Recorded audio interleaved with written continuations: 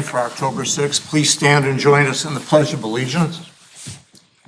I pledge Allegiance to the flag of the United States of America and to the republic for which it stands, one nation, under God, indivisible, with liberty and justice for all.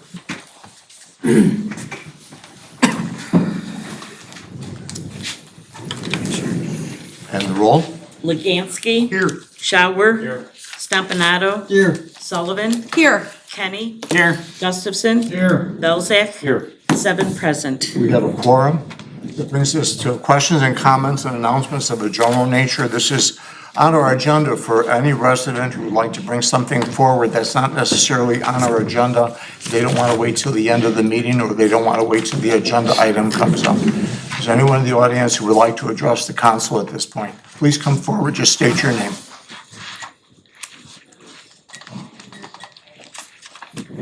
Good evening, everybody. My name is Kim Savage. I am the new Downers Grove Township Supervisor, and I just wanted to come and have an opportunity to introduce myself to people that I have not met before. I've met some of you before, and I am very pleased to have the opportunity to be the Township Supervisor. For anybody who is not clear on what townships do, they have 3 main functions. One is maintenance of the roads and bridges in the unincorporated areas, and our highway commissioner is here. One is property assessment, and the third area that the supervisor's office does is general assistance, and then we do other human services types of programs.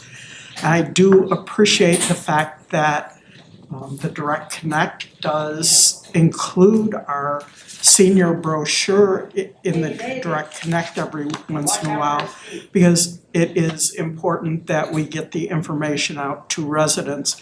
And I did bring some copies of this for anybody who would like to see one if you haven't seen one before.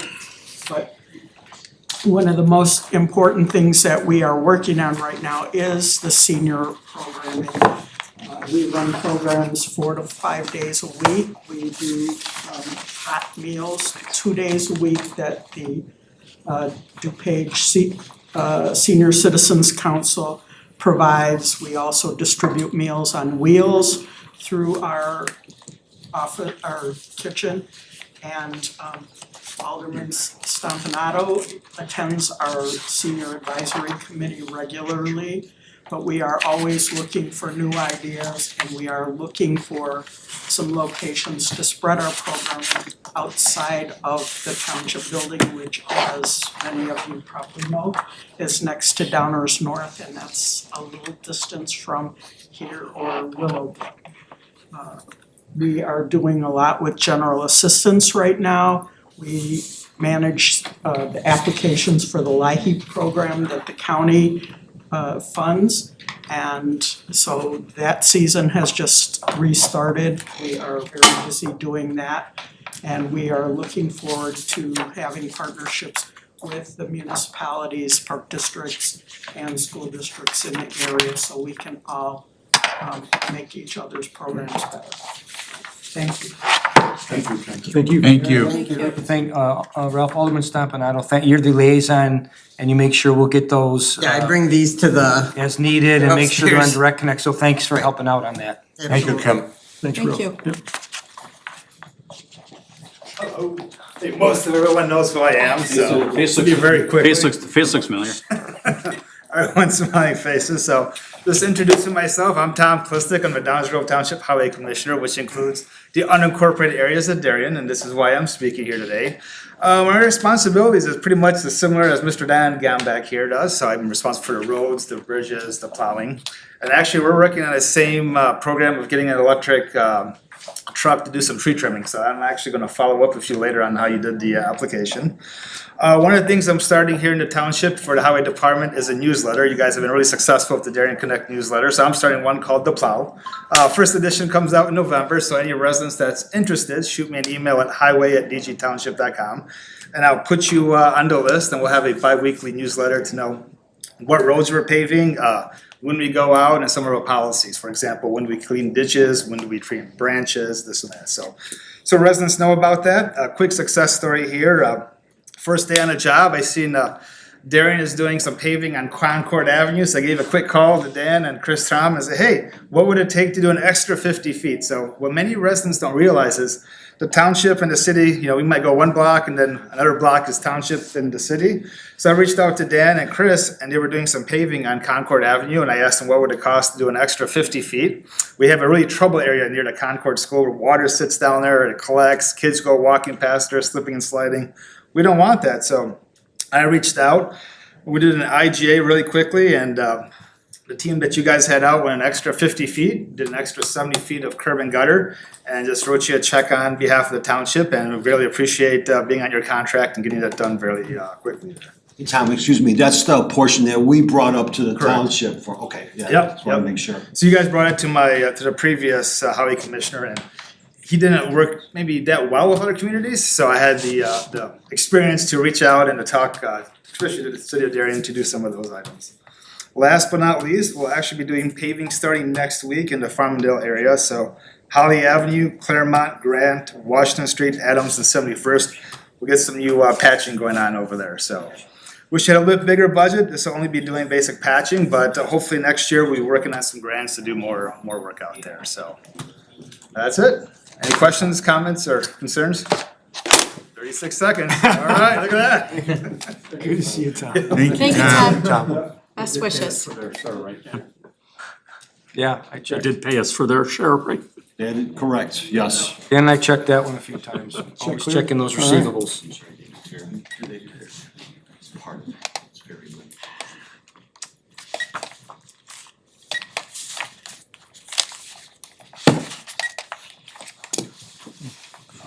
Hello, Heather Conrad, local resident, against the TIF. I don't know why you're still pursuing it. It sounds like you really wanna work with him, and I think you can work with him with incentives from the city that don't include making a 23-year TIF that can be extended 12 years, bringing it to a total of 35 years. You're talking about how can you get out of it already, and I just don't think you understand TIF financing. How it works and how it is gonna increase everybody's taxes, including other businesses and residents outside the district.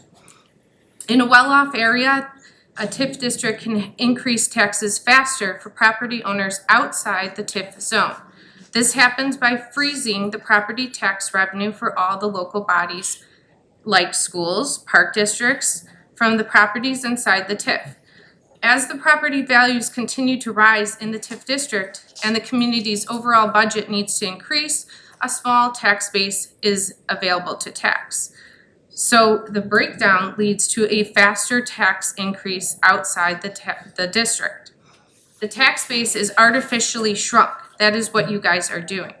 When a TIF district is created, the property values for the area are frozen at their current level for the purpose of revenue for overlapping taxing bodies.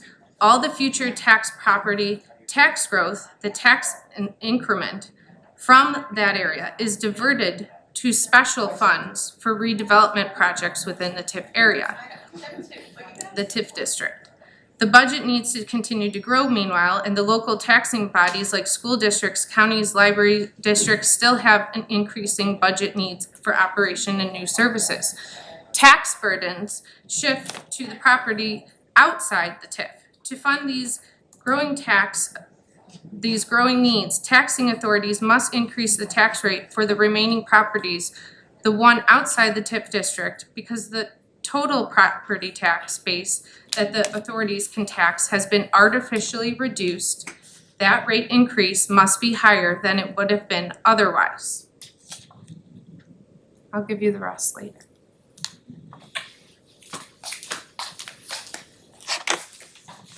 Anyone else? Anyone respond at all? I don't have enough time to finish. Well, I think earlier, the mayor reiterated the timeframes on public comment, so we can get others, I'm sorry, let me fix this here, Mayor, I'm sorry.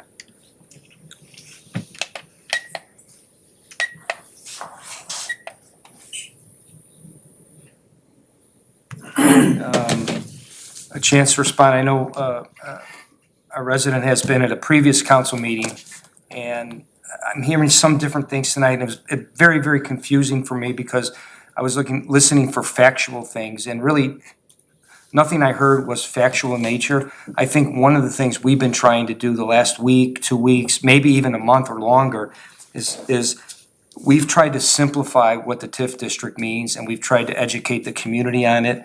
So Ryan put together a very nice executive summary in the packet today, and I should probably just run through those bullet points.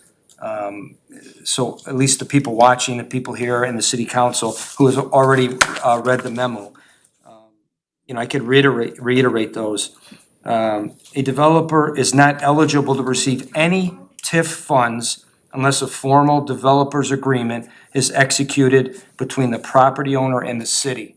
And I'm probably repeating this for the council members because you've talked about this many times, but you have if a TIF district is created, we don't run together and have an agreement with a developer. There's planning, there's negotiations, there's input from the council, the public, and other things on what maybe is best used for the TIF revenue. Attorney Murphy was able to explain, Alderman Kenny had asked, the different ways we can use TIF funds, not only on making the building better, but bringing in tenants eventually that the city would like to see there, and maybe the build-out costs are too much. Secondly, and this is an important point, and again, I wasn't sure what our resident was just saying, but creating a TIF district does not reduce property tax revenues for other districts, as taxing districts levy property taxes in fixed dollar amounts. Those taxing districts collect the same property tax revenue they would whether if TIF district is established. And what's really interesting about that, and the information the council's been reviewing, you have seen the assessed valuation of that center actually declining over the last few years, and no indication at this time that it may not keep declining. So keeping that value as it is now is really a good thing for the districts. But again, that is a misnomer. And my comments here aren't to belittle anybody who doesn't agree with TIF districts, because we wouldn't be having these discussions. I'm not being able So- to finish no. my comment and you're Heather, I'll have to ask you to But other leave. people So, had all that What I was mentioning was, there is a debate on the issue. Not everybody agrees on if TIFs are good or bad. My point is to try to get out the factual information, again, that we got to the council so the public could also see that. With all due respect to the residents, when we were talking in the workshop with Attorney Murphy and we were explaining all the different things were going on, with all due respect, you had your head buried in your phone, whatever you were doing, and a lot of the questions, I heard everything he said. what, you can't do two, you can't, listen, excuse me. You don't understand a tip that you're about to go into for 23 years. Do you know what year that brings us to? Or the additional, which brings us to 26. You can't do two things at the same time. Well, I absolutely can. Can we let Brian finish? Yeah, if I could finish the thought, and then Finish, please. there's just a few more points here. And again, I'm reading these from the memo, but just so we could hear the same thing again. A TIF district is a special redevelopment tool permitted by state law that attracts private investment by reinvesting property tax revenues into eligible costs, which I just mentioned, planning services, site preparation, things like that. And I did hear comments at a previous meeting regarding what type of communities might use or establish TIF districts. So the fourth bullet point Ryan included is, according to the Illinois State Comptroller, there are nearly 1,500 TIF districts across more than 500 municipalities in the state of Illinois. And some of these communities, just a few, include Lake Forest, Deerfield, Glen Ellen, Lombard, Lisle, Downers Grove, and Elmhurst. And on the state website, you could see all the communities, and there's just numerous communities, all different communities from all around the state. They're listed by each county. The last bullet point we had, without the residential component of the proposed redevelopment plan, which the property owner has formally withdrawn, the tax increment over a 23-year period is projected at about 3.8 million. Now, that really is dependent upon what happens, the markets, there's a lot that goes in to that estimate, but that's what we're working at. There's not I read something about $10 million that we're giving to a developer, and that just simply is factually not correct, it's inaccurate. So again, these are the points, if any of the aldermen would like me to clarify those, feel free. Can I make a point? So if there's a TIF and District 66 needs more money, they're not gonna be able to get it from the TIF district. So they're gonna have to come to residents like myself to get that additional revenue. So. I think that's the point she's making, and that's a Oh, true well, point. that was a point I tried to address earlier, maybe it So wasn't clear. other people are gonna have to make up for the difference. There's right now, And I have a problem with that. okay, right now Chestnut Court provides District 66 as an example, because I had their information. They receive about $100,000 a year in property taxes from this piece of property. There's about 4 or 5 parcels, $100,000. School districts have a tax cap, just like all the other non-home rule communities. So the tax cap for real estate has been anywhere from really very low to 5, it just depends. So at $100,000, if you take 3%, if the school asks for 3% increase next year, that's $3,000 total that needs to be made up from the rest of the residents that are in that assessed valuation. And the math comes out to about 50 cents a person. And that is just on that real estate tax, but we're not talking about the other benefits it provides. If it could increase sales tax, increase shoppers coming to the store for services and those types of things. But while Eric, there is a number there, I guess by most accounts, 50 cents, 90 cents for the school district, I think is a number that everybody should know. It's not a number that can't be calculated or estimated, and it's not a number that's $3,000 a resident. It's none of that. It's a pretty de minimis amount, given the fact that of what number or what revenue they're getting from the property now, and based on what they could ask for in a tax levy annually. So they are getting their money. And there is a de minimis amount depending on the increase in the value. And for now, as we mentioned, that value is going down. So what you're asking about right now without a TIF district, that's what's happening. That same concern you have is going on now and has really been going on for a couple of years since that EAV has decreased. Mayor, thank you, Mayor. Right, I mean, so if the district levies and they can't make it up from Chestnut, right, it has to be spread somewhere. I understand that. At the last meeting, we had multiple people from the school here. I think the superintendent was here, other representatives, school board members. Their main concern 2 weeks ago was the residential part of that Chestnut, right? Because that could burden the school. Right now, there's no residential aspect of this, okay? They were concerned, and they all spoke, 3 or 4 of them, all with their main concern that if there was a residential part as part of this development, it could burden the schools. And I get it. It's a major concern, a big concern. If that would ever happen, I'm sure this council would be more than willing to look at that. I think the chances of a residential part being part of this development is 0 right now. I don't see it happening. But if it does, I think this council and this city would be willing to work with the district in some kind of intergovernmental agreement if that happened. So that was their concern, and I don't see that happening because we're not gonna be burdening the schools with any more people coming out of this area. And listen, having a district, I'd rather have it than not, and have it and don't need it, and cut it short if we can bring in some more people that can bring in good sales tax dollars to this city that we continue to need and not burden the taxpayers. It's something that I think has to happen. Should we talk about this during the agenda part? Brian, go. We could do it both. I mean, I think now, I think the concern now was, with one statement now, if we weren't able to address some of No, those. no, I just- yeah. Without address some of those things, it might be, I don't know how many people are going to speak. It might be a time later and it just wouldn't be as fresh. I think that was part of the. Brian, just to sort of get in the middle of what you and Eric are saying, I know Eric's always been a big proponent about not raising real estate taxes on our residents. And I really respect that and I love that idea.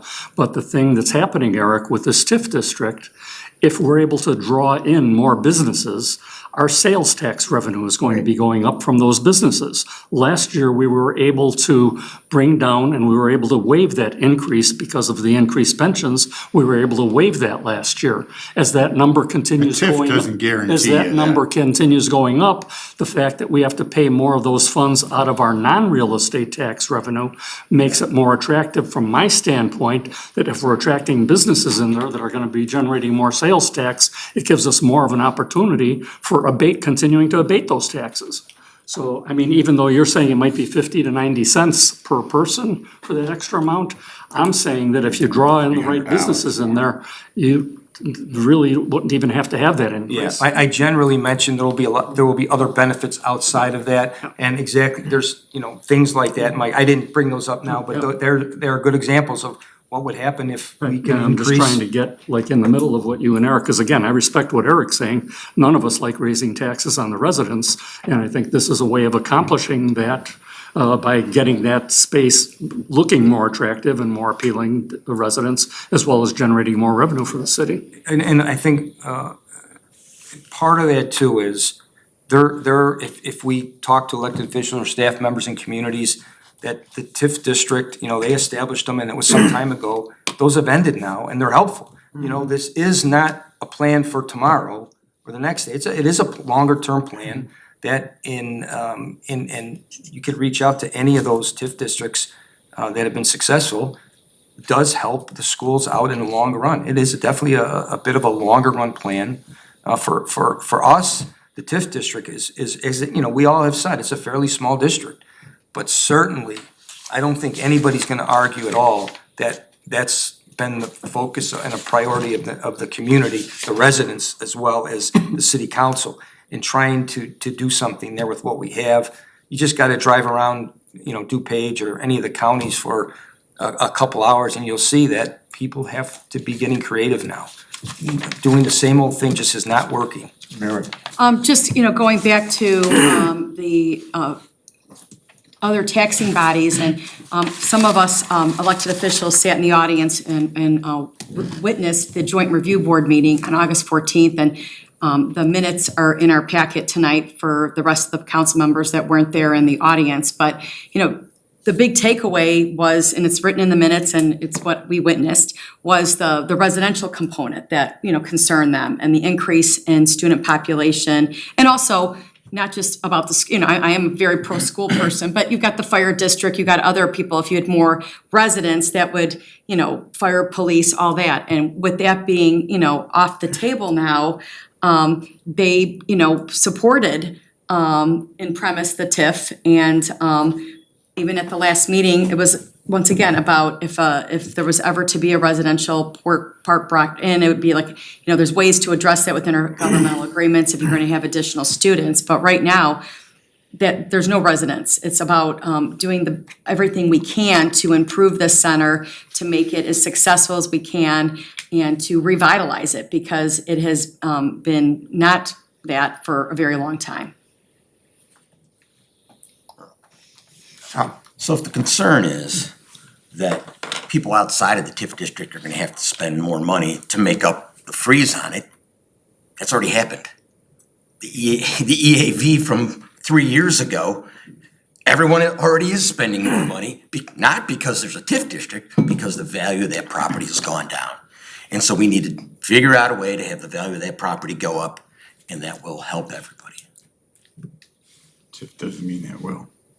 Alderman Kenny? If you look at, the first time I ever heard about a TIF is when I was working in Downers Grove. You look at downtown Downers Grove, it's a thriving community, and they had a TIF, and you see where that is some years later. If you're not a numbers guy or book guy, just take a ride down Main Street and see what a TIF did. Period. This is an item that's on our agenda. I realize we're having a good discussion, but we can hold off on some of this discussion when we're actually bringing it up on the agenda. Is everybody okay with that? Okay. Anyone else from the audience? If not, then we'll move on to the approval of minutes. I'm looking for a motion to approve the September 15, 2025 minutes. Moved by Alderman Stompanato, seconded by Alderman Legansky. Any questions or comments regarding those minutes? If not, the roll. Stompanato. Aye. Legansky. Aye. Belzak. Aye. Kenny. Aye. Sullivan. Aye. Shower. Aye. Gustafson. Aye. 7 ayes. The minutes have been approved. Receiving of communications, any of the aldermen have communication to share? Alderman Stompanato. I had met with Commissioner Spiros from the Park District a couple of weeks ago, and we talked about, we had kind of scheduled at our first meeting that we would do a touch point in 6 months or so. Sent out an email to the council for January 12th, and it sounds like everybody is available that day, so I will contact the Park District and let them know to move forward on that. And they're gonna host that one at the community center. Thank you. Anyone else? Alderman Shower. Thank you, Mr. Mayor. For the record, I'll get Pat's last name. Pat lives in the 1050 block of Hinswood, and she, basically we were out walking one day, ran into her, and she is just absolutely thrilled at how well the shaving of the sidewalks has been. A little bit older lady, a little bit nervous about falling. She said you guys did an outstanding job and wanted me to pass it on to you guys. I received a phone call the other day on, I believe, Thursday, from Angie DeYoung. And Angie wanted to do everything but appoint Mr. Gombeck to sainthood. She wanted to thank him, and she wanted to thank the Public Works Department for a fabulous job they did on her parkway. I mean, she went on, and she went on, and she went on in terms of her praise for Dan and the crew. This was a voicemail. I called her back, and our conversation was much the same. She thanked me for what I've done. She wanted to thank the Darien Police Department. She had a Darien officer who found her lost dog and brought her lost dog back to her home, which she thought was going out of their way to do that. So much credit to our Public Works Department for whatever you did over there, Dan. She was very grateful for that. And like I said, she wanted to nominate you for Citizen of the Year, but of course you can't receive that award. How about the Nobel Peace Prize? That's the sweet. Why you nominating me for that, Mike? They're asking the mayor. So that's my receiving of communications. We already got one, we got Pope's of White Sox fan already, so we can't have you as a Pope, so there you go. And please, I know you will, but pass it on to the crews. I know we get more calls like that. That was a really, really nice call, but please pass on the appreciation that everybody here has for the. No, we always do. Again, it's not I, it's team. Thank you. All right. It takes us to the mayor's report, and we are very fortunate tonight to be honoring 2 schools within our Darien community. And the first one we will be recognizing is Hinsdale South High School. So I'd like to read the proclamation. And in the back, we have Dr. Carrie Paranto, who's the principal of Hinsdale South, and we welcome her. Whereas in response to a growing population and the increasing demand for quality secondary education, the residents of District 86 approved a referendum in 1962 to establish a second high school, leading to the creation of Hinsdale South High School. Whereas Hinsdale South officially opened its doors in the fall of 1965, welcoming 418 freshmen and sophomores, guided by the visionary leadership of Superintendent C.E. Spearman and Principal L.D. Murray, with distinguished guests including Dr. Albert Crew, who was then director of Argonne National Laboratory, and was officially dedicated on October 3rd, 1965, becoming the cornerstone of academic and civic life in the newly developing city of Darien. Whereas for the past 60 years, Hinsdale South has served as a proud and vital institution within the Darien community, preparing generations of students for meaningful lives through strong academics, athletics, arts, and character education.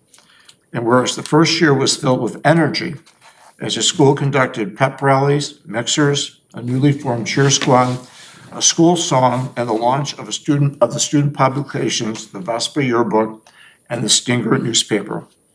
And whereas over the past 60 years, Hinsdale South has stood as a beacon of learning, innovation, and inclusion, embracing advancements in science and technology through campus expansions, including the 2003-2004 addition of a modern science wing, the 2017 implementation of the one-on-one Chromebook technology for all students, and the passing of the 2019 $160 million referendum project that reflects the school's commitment to innovation and student success in the 21st century.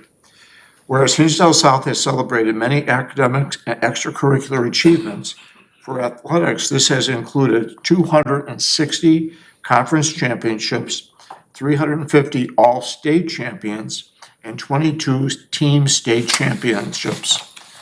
And whereas Hinsdale South High School celebrated its 50th anniversary in 2015 with a week-long series of events with the theme, All That Glitters is Gold, and now prepares to commemorate 60 years of educational excellence, community leadership, and South pride. And whereas Hinsdale South established a Hall of Fame that sought to honor distinguished alumni and faculty, with inductees such as Barbara Allen Woods, class of 1980, Matthew P. Walsh, class of 1982, Manu Raju, class of 1998, and Jeffrey Kane, class of 2004, among many others over the years. And whereas the city of Darien recognizes the invaluable contributions of Hinsdale South High School to the cultural, social, and intellectual fabric of the city and honors the students, faculty, staff, alumni, and families who have shaped its legacy. Now, therefore, I, Joseph A. Marquez, Mayor of the City of Darien, do hereby proclaim the month of October 2025 as Hinsdale South High School Anniversary Month in the City of Darien. And I encourage all residents to join in celebrating this historic milestone and to honor the enduring legacy of a school that has proudly served our city for 6 decades. Carrie, would you like to come forward?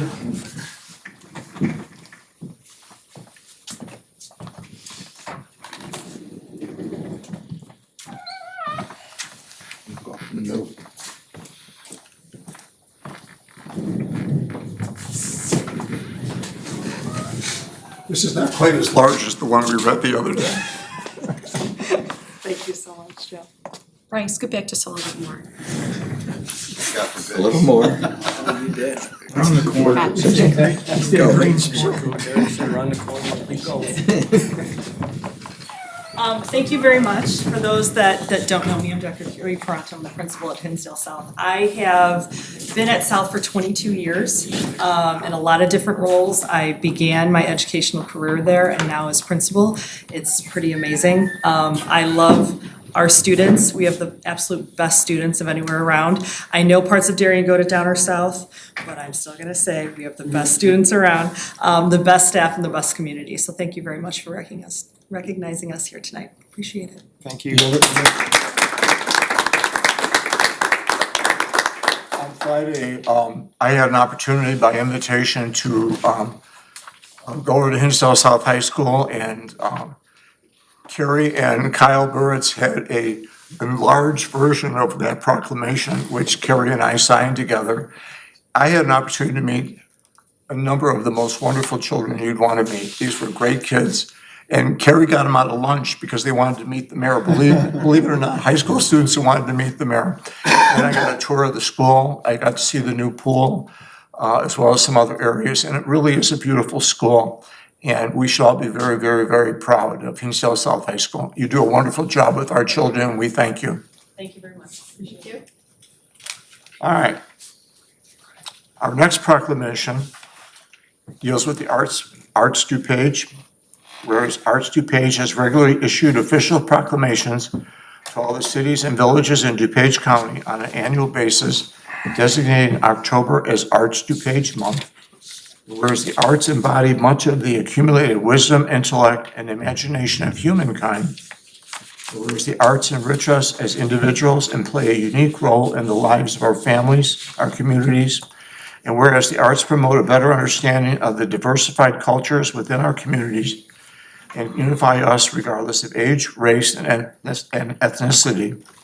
And whereas the arts sector in DuPage County consists of 2,272 arts-related businesses and account for 4.2% of the total number of businesses in the region, a larger share of the economy than transportation, tourism, agriculture, and construction.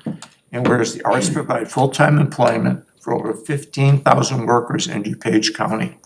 And whereas the arts improve our economy, enrich our civic life, drive our tourism and commerce, and exert a profound influence on the education of our children. And whereas the arts help lead us through the darkest times by lifting our spirits, unifying communities, and providing entertainment. They also play a vital role in enlivening our public spaces, driving the economy, and elevating the appeal of our county. Now therefore, I, Joseph A. Marquez, Mayor of the City of Darien, do hereby proclaim the month of October as Arts DuPage Month in the City of Darien, and I call upon our community members to celebrate and promote the arts in DuPage County. Do we have anybody here tonight to receive this? Okay. And we have one final. This is not a proclamation, this is a statement. It is a true honor tonight to acknowledge the educational program at Kingswood Academy, a school that has not only remained steadfast in its mission, it has now earned the distinct honor of being the only Cardinal Newman Society recommended school in the state of Illinois. This is no small recognition. It affirms what many of us already know. That Kingswood is a place where truth, virtue, and academic excellence are not only taught but lived. In a world increasingly shaped by fleeting trends and shifting values, Kingswood stands as a beacon. This is a school where education is not merely about information, but formation of character, of faith, and of the intellect. Through its classical curriculum, rooted in the timeless traditions of the church and the wisdom of the ages, students at Kingswood are equipped not just to make a living, but to make a life worth living. C.L. Lewis once said, "The task of the modern educator is not to cut down jungles, but to irrigate deserts." Here at Kingswood, that irrigation happens every day in small classrooms, through great books, with faithful teachers, and in an environment where the soul and the mind are cultivated together. To the faculty, families, and the students who make this community what it is, your dedication is the reason Kingswood shines. May this recognition inspire us all to continue building a culture of excellence, one student at a time, one virtue, one day at a time. Thank you, and God bless Kingswood Academy, its faculty, staff, and its students. The Darien community is proud of you and happy that you call Darien your home. Now therefore, I, Joseph A. Marquez, Mayor of the City of Darien, do hereby acknowledge the outstanding work of the staff, students, and parents of Kingswood Academy, and joining with the residents of the City of Darien in congratulating them on this outstanding honor and distinction among Catholic schools in the state of Illinois. Do we have anybody here from Kingswood? Nobody? Okay. That finishes our proclamation, and now I'd like to announce the fun part of the evening. We're going to have our annual financial report. Started a 3-minute clock in case anybody's. I was hoping I'd get the clock. Good luck. Hi, I'm Kellen O'Malley. I'm a director at Sickage. On behalf of Sickage, thank you for having me here this evening. As part of our audit, we issued 3 reports: the annual financial report, or AFR, the auditor's communication, and the management letter. These are all as of April 30th, 2025. We reviewed these reports in detail at the Finance Committee meeting on September 2nd. An annual audit is required by Illinois compiled statutes. Within our AFR includes our opinion, and that's the first item in the financial section. I'm pleased to present a unmodified opinion, which is referred to as a clean opinion on the financial statements. That's the highest level of assurance that we can provide on the financial statements. Immediately following the independent auditor's report is the management's discussion analysis, or MD&A. MD&A is an executive summary, provides current year and prior year information and why items went up or down. If you're going to read one item in the report, I highly recommend reading the MD&A. The basic financial statements include the government-wide financial statements, which is the consolidated financial statements, and fund financial statements. Fund financial statements include governmental, proprietary, and fiduciary funds. The proprietary is the water fund, and the fiduciary is the police pension fund. Fund financial statements account for the individual activity of the fund. One way to think of that is if you think of each fund as its own business accounting for that specific purpose. A few highlights from the fund financial statements: the general fund transferred $3.5 million to the capital improvements fund this year. The general fund had a fund balance, an increase in fund balance of $70,000 after that transfer. And the ending fund balance at 4/30 for the general fund was about $8.55 million. Lastly, just want to say thank you to city staff. They're always well prepared for the audit and very professional to work with. We really appreciate getting everything timely as we work through the audit process. So thank you again. And if the council has any questions on any of the reports, I'd be happy to answer those at this time. That was probably the shortest report. Thanks, Julie. Eric? I spent my last 18 years of my career working on SOX compliance. So when you guys, what did you find for the internal control deficiencies? I'd have to look back specifically. I think it was a review of the journal entries and that kind of thing. Yeah, it's I believe it was segregation of duties there. Yep. Just looking at review and secondary approval of items within your internal control processes. Now, are you guys comfortable with the mitigating controls around that deficiency? We didn't elevate it to a significant deficiency or material weakness there. It's just an instance that we recommend as an area of improvement for the city. I mean, I assume you do other agencies? Sure. How do they handle that? Do they handle it differently? Yeah, and it's cost versus benefit on what controls that you can put in place, whether that's hiring new staff or having somebody else step in to approve those journal entries. Okay, so it's really more additional staff type of issue. Okay. And I thought with hiring the accounting clerk or the part-time person that was going to kind of assist with that deficiency. It is, it's in the transition, as you remember. Last year, Julie got promoted to Director of Finance, and we hired a part-time assistant. Julie's been working with her for a while. Unfortunately, she terminated her employment recently. We ran an ad, and Julie's just recently hired a new assistant for that position. So it looks like she's got a pretty good background, and hopefully she'll be able to add to it. But again, without adding multiple full-time people, you look at the costs. I think the important thing, like Joe Kenny, sometimes I chuckle, but he does ask questions about the financial statements, about the bills being paid. So, I mean, I think it's all incumbent on all of us to add and to look at these things. And if we do have questions, to call it to my attention, Julie's attention, or anyone else. And that's why I think you're right. I mean, I think it's critical that people know that their role is to really look at the financials and ask the questions, because that's part of the control environment that we have, is that we have all of us performing that control step. Mike, in addition to, just so we do have controls too. It's just a matter of what level, how many staff you have. Yep. If anybody spent every other Thursday with Mike, you would know we have a lot of controls. Yeah, actually, I mean, even before I sign the checks, they go through 3 or 4 different levels of review. So sometimes I'm sort of surprised if I find something but I always go over those with Brian. So Brian's also made aware of which department or something, hey, maybe something got overlooked and we gotta make sure we're keeping track of it. We oftentimes have questions for Dan, 'cause a lot of the big expenses come through Dan's department. We don't question the chief as much because he carries a gun, so you gotta be a little bit more careful about the questions there. You know what I gotta say to you too, Mike, because there's so much in that pack that you've got, that when I ask my questions, 9 times out of 10, you never have to go into the packet. You've pulled it right out. You know what those numbers are. You pull it out of your head because you've gone over it like with a fine tooth comb. Oh, So yeah. my hand's off to you on that as well. Thank you, we appreciate that, but again, it's all of us working together. I mean, it starts with Julie when I'm signing the checks, I go over them with Brian. When I'm reviewing the financials, I often have questions for Julie, and she looks into it, and hopefully she addresses it at my level.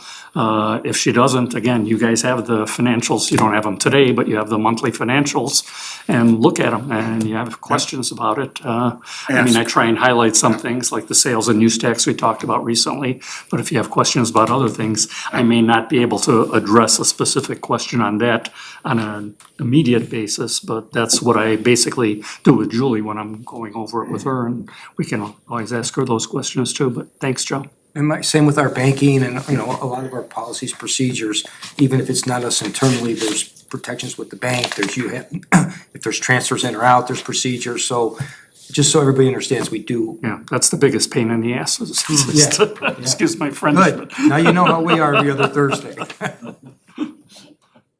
Any other questions? Thank you very much. Thank you. Thank you so much. Thank you. I'd like to skip the city clerk's report and the city administrator report for now. I don't have one. Shouldn't have one anyway. And I'd like to have the chief begin his annual recognition ceremony. Chief Thomas.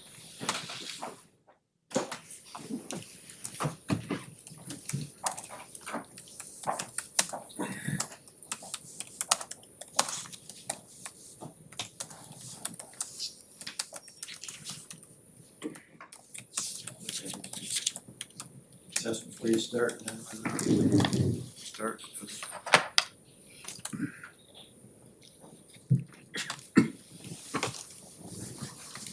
He's got a gun, but we gotta give him a clicker. What's that? We've got a gun, but we gotta give you a clicker. Oh, yeah. Clicker, there they are.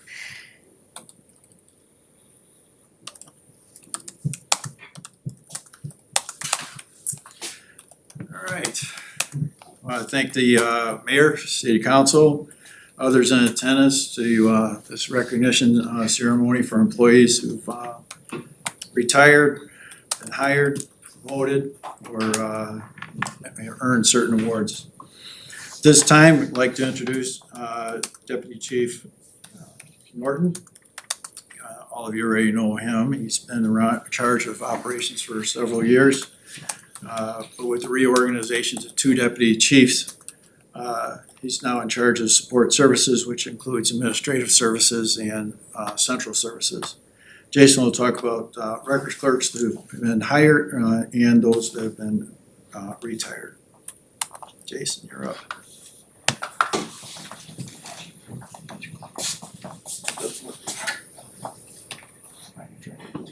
Maybe.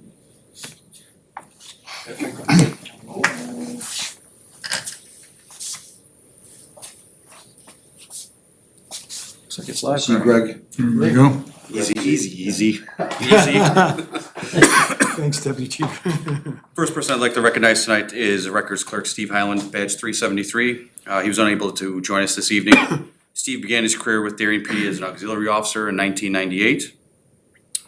In 2005, he applied for a part-time records position and was soon hired as a full-time employee in early 2006. After serving with the department in several capacities, and I'm going too fast here, I apologize. Chief, is yours touch? It is not touch. I think I did this the last time. After serving for the department in various capacities and assignments for nearly 25 years, Steve retired at the end of 2023.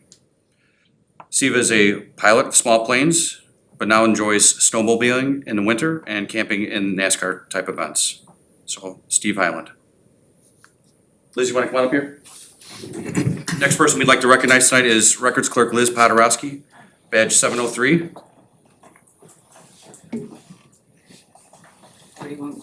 Right here's good. Right up here. Liz was hired by Darien Police Department in late 1991 as a records clerk.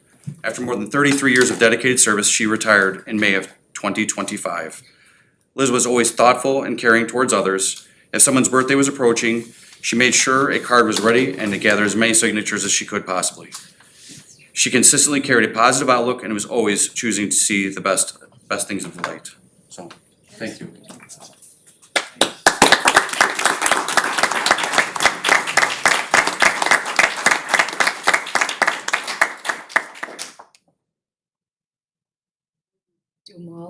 gonna stay up here? Oh, no, too many.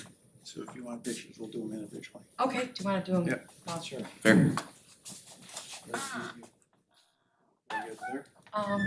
Sure, Liz, you wanna go from the front? Just sit like.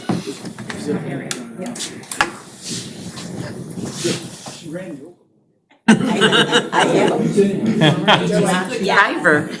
Is she compliant with that no, bike ordinance? Oh, personal mobility device, right? We can do the touch-up on the paint now that Liz is out of here. Both get out of her way, because we've been around enough. You better get out of the way. Very good. Thank you, guys. 1, 2, 3. I'm just gonna do this. 1, 2, 3. Excellent. Awesome. Mary, you might as well stay up here. I know, I'm just gonna sit up here. Done? Done? Yes. Thank you, ma'am. Thank you. Thank you, everyone. Thank you.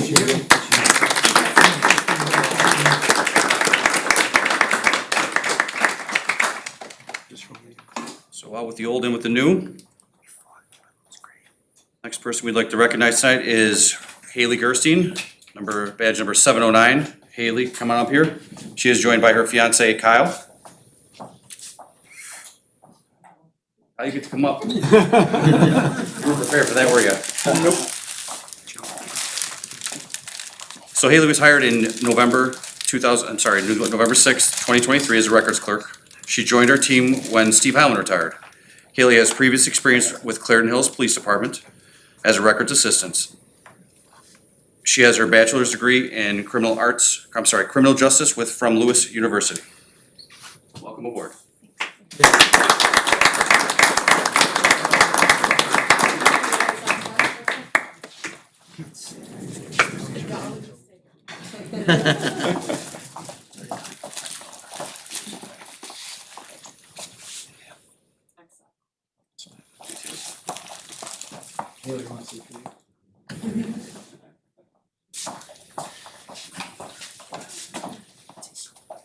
Next person we'd like to recognize as a new hire is Mandy McCullough, badge number 310. Mandy, her mom, and her sisters are present here. Please join us. Come on up.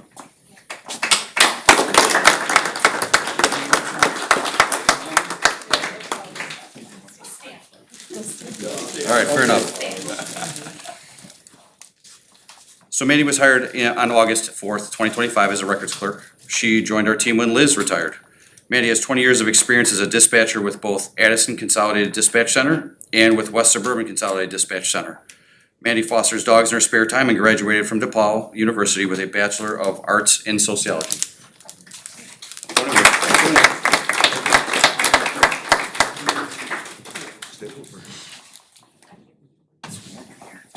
You're on wheels, right? His flowers are beautiful. Made it myself. Awesome.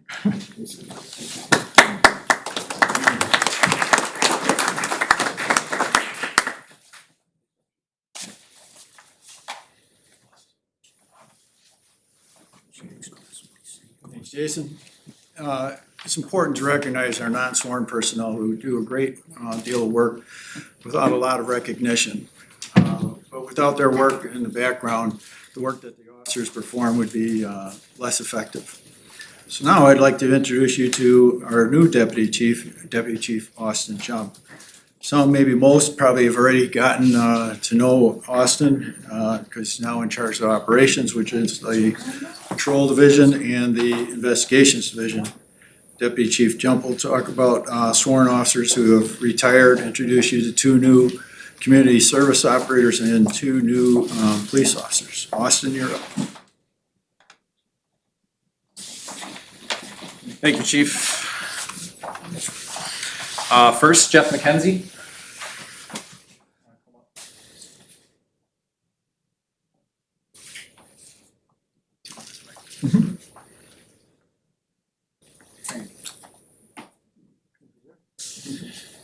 Jeff is accompanied tonight by his wife, Franny. Jeff was hired as a community service officer in July 2024. He's a proud Darien resident. CSO McKenzie has honorably served his country in the United States Air Force for 9 years as a staff sergeant and a flight medic. Following his military service, he spent 33 years with FedEx. His dedication of professionalism and commitment to serving others make him a valuable member of our department. Thank you, Jeff. Thank you, sir. Welcome.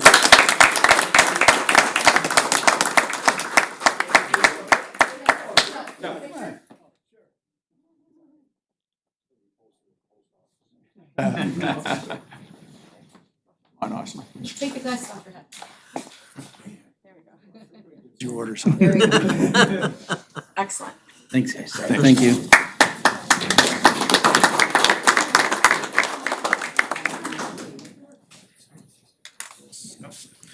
We're still on the same. Community Service Officer Antonia Magazine could not be with us tonight. She's traveling. She joined the department in December of 2024. She's currently pursuing her associate's degree with the College of DuPage and plans to continue her education toward a bachelor's degree in criminal justice. Before joining the department, Antonia worked in Target's Asset Protection Department, where she developed strong skills in problem solving, teamwork, and public safety awareness. She brings passion, curiosity, and a commitment to growth to her role within the Darien Police Department as she continues to build her knowledge and experience in criminal justice. I'd like to move on to the retirements. Officer Rick Hellman also could not be with us tonight, but that doesn't mean we can't celebrate his career. He retired on June 3rd, 2025 after nearly 25 years of dedicated service. Over the years, Rick wore many hats, serving as an evidence technician, property custodian, and as a detective with the Major Crimes Task Force. Of course, those who worked with him know his true specialty, his sense of humor. Rick had a unique ability to lighten even the toughest situations while keeping us laughing when needed the most. He leaves behind a career filled with hard work, stories worth retelling, plenty of laughs. While we wish him health and happiness in his retirement, we also wish him luck in his second career as a property manager for the City of Elmhurst Police Department.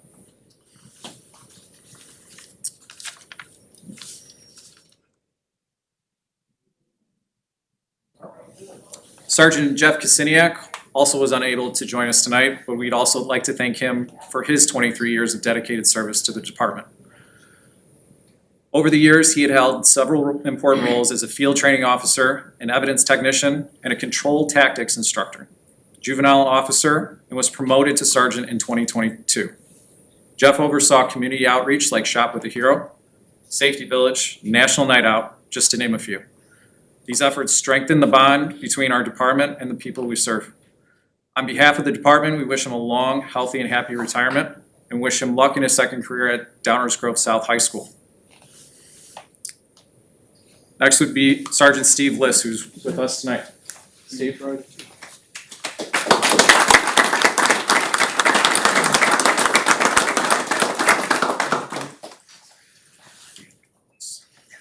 Sergeant Liss began his career with the Darien Police Department in August of 1998 and was promoted to sergeant in 2012. Over the course of more than 27 years, he faithfully served the Darien community in many vital roles, including canine officer with his partner Quano, SWAT operator, firearms instructor, field training officer, and merit canine commander. His career is marked by courage, professionalism, and dedication. He received multiple DUI awards, 2 life-saving awards, and the Darien Police Medal of Honor for Valor, in which on April 3rd, 2023, multiple officers responded to a woman stabbed and the offender fled the scene. Sergeant Liss saw the victim was being treated, so he checked for the offender, locating him. The offender was armed with 2 large knives and was yelling, "Kill me." Sergeant Liss de-escalated the situation, and he, along with other officers, took the offender into custody without incident and without force being used. Sergeant Liss's devotion to duty and unwavering commitment to his community reflect the very best traditions of law enforcement. On behalf of the Darien Police Department, we thank him for his outstanding service and wish him a long and healthy and well-deserved retirement.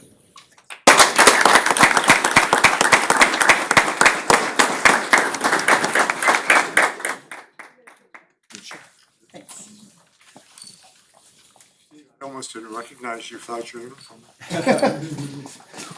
Pretty much always had it.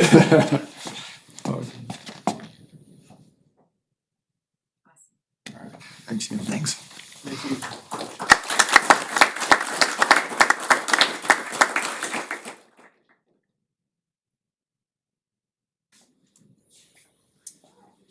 two new hires that we want to introduce to you. Officer Jaime Polillo.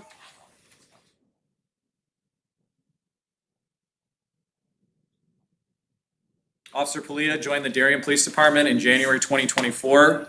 Before beginning his law enforcement career, Officer Polillo served honorably in the United States Marine Corps for 4 years, achieving the rank of corporal before his discharge in 2012. During his military service, he earned several commendations, including the Combat Action Ribbon for his service in Afghanistan. Following his time in the Marines, Officer Polillo worked several years in the manufacturing industry, gaining valuable real-world experience that he now brings to the department. He successfully completed his probationary period in September and is currently assigned to the day shift under the supervision of Sergeant Glow. Thank you, Officer Polillo.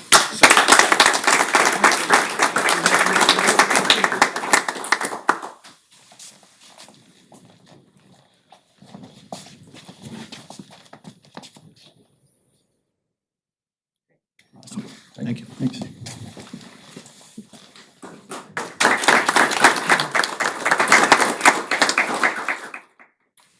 Officer Kimberly McKay.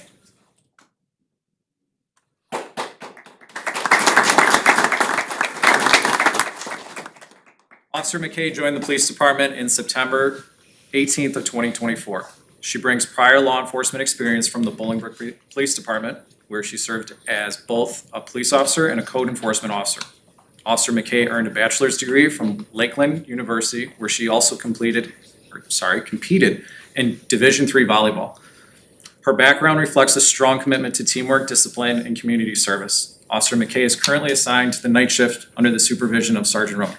Everybody, Officer McKay.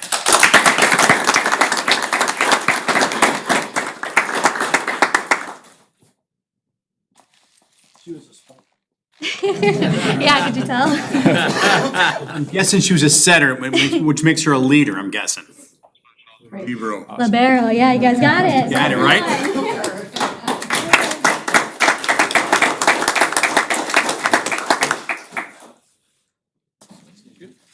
Austin, hold up a minute, would you?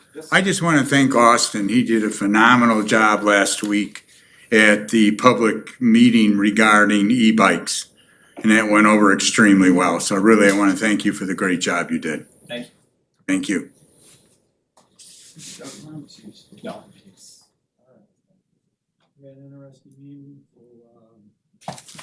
Sergeant Doug Rummett is currently working on some stuff that's going on. Regardless, Sergeant Rummett is currently working, so we'll be retained. Doug was hired as a sworn officer on September 10th, 2008. He was assigned as a patrolman,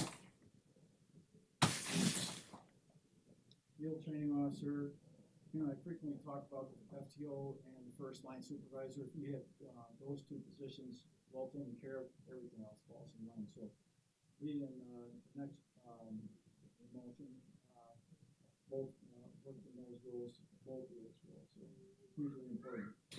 Additionally, Doug was an evidence technician, firearms instructor, crisis intervention specialist, and juvenile officer.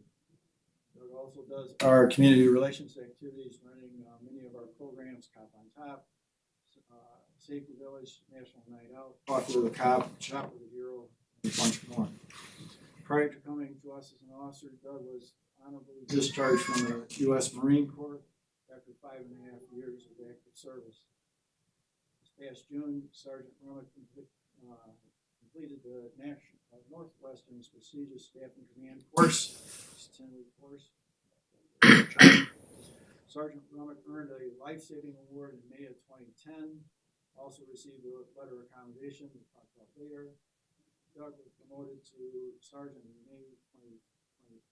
May 25th, 2024, and assigned to second shift squad A under the leadership of Deputy Chief Austin Jump. Scheduled to be transferred January to Investigations Division.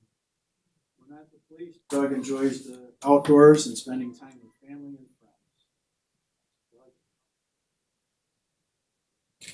All right. Sergeant Pete Keel.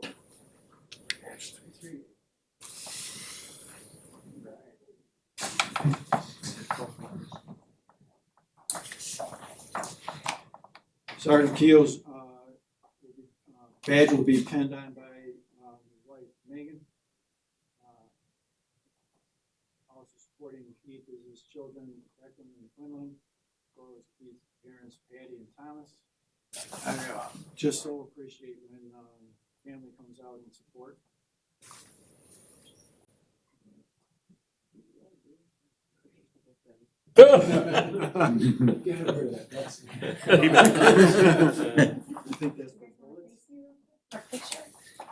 Keith was hired as a sworn officer March 25, 2009.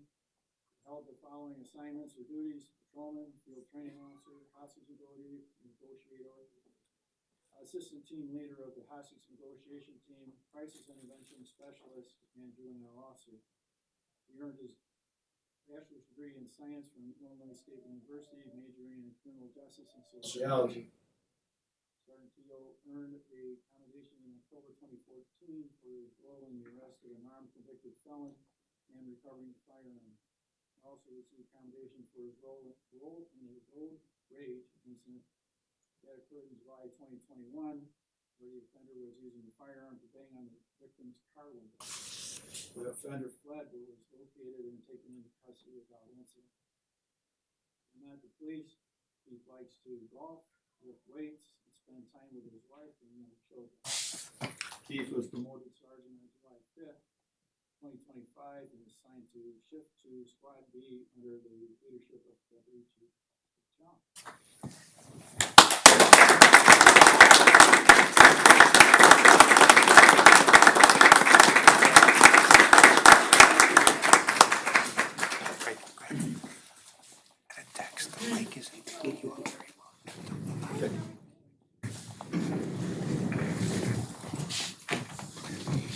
Come on in, we got room.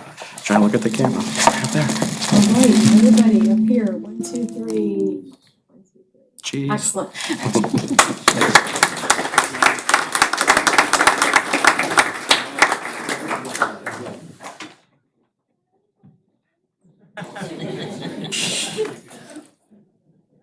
Next up is Sergeant Brett Glom, badge number 332. Sergeant Brett's badge number will be pinned on by Rena Anaya.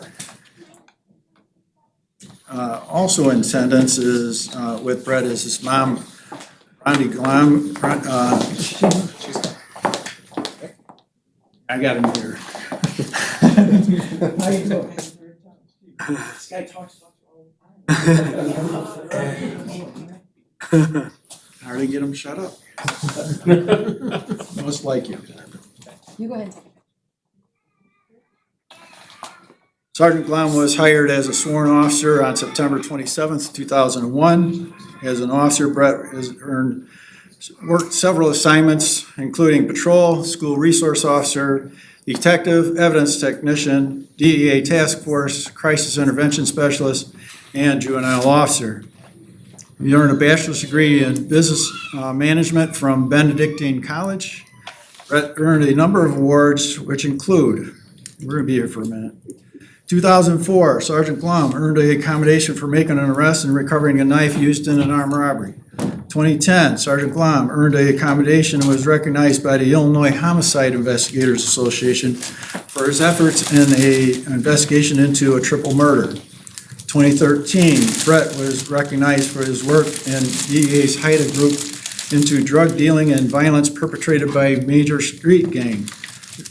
Group seized 33 guns, arrested 113 gang members, recovered 4 pounds of heroin, 27 pounds of cocaine, 2 pounds of crack, a quarter pound of MDMA, 43 pounds of marijuana, and seized over $1 million in cash. 2015, Brett was recognized for the investigation of drugs and armed robbery that resulted in the arrest of 3 individuals along with the recovery of stolen drugs. In 2017, Brett received an award from the Office of the President of the United States for outstanding cooperative effort for his part in the DEA Task Force Group 43, Chicago HIDA targeting violent street gangs.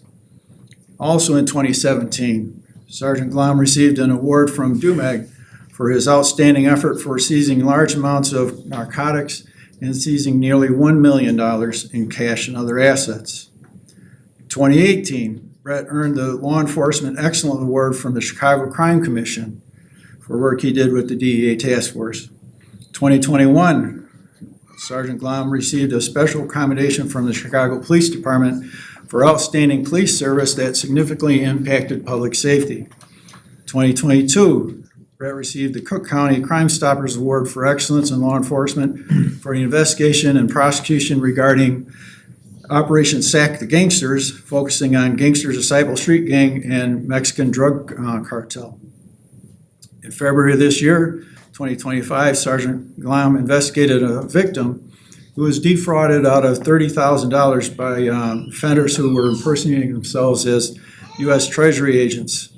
When the offenders attempted to continue the scam, Officer Glom orchestrated an operation to apprehend the offenders. When the offenders arrived at the victim's house to collect the money, they were immediately apprehended by Sergeant Glom. When not busy earning awards, Brett likes to play softball, golf, and travel. Sergeant Glom's promotion to sergeant was effective September 6, 2025. He was assigned Shift 1, Squad B, under the leadership of Deputy Chief Austin Jump. Sergeant Glom.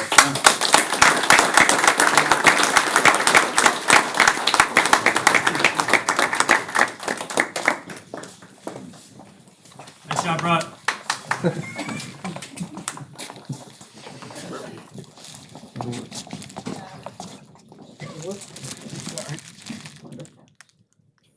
Excellent.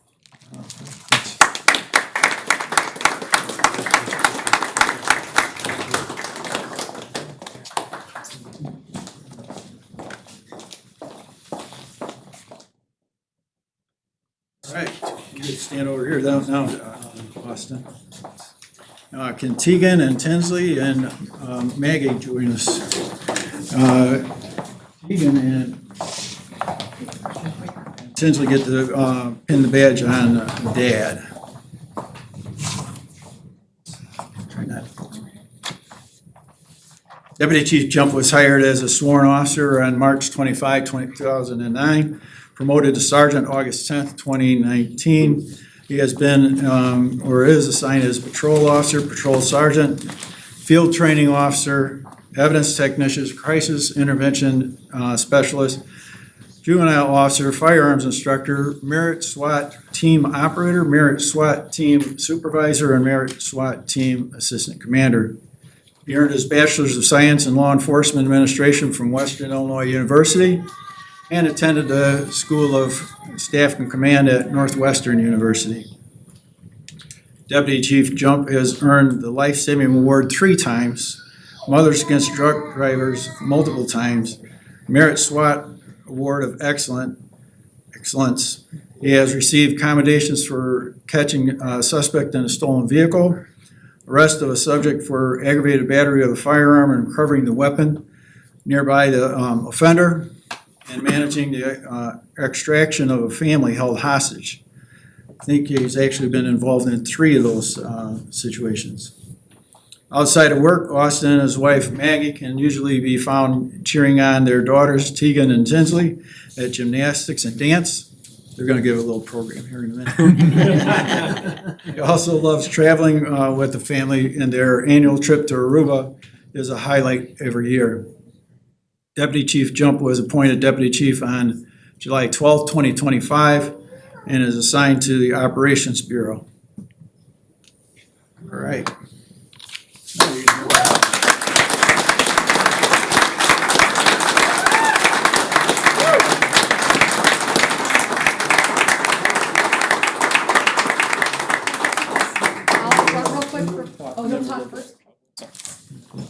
Thank you. I just want to begin to express my appreciation to the council, the chief, for their trust and confidence and in me to help lead this department.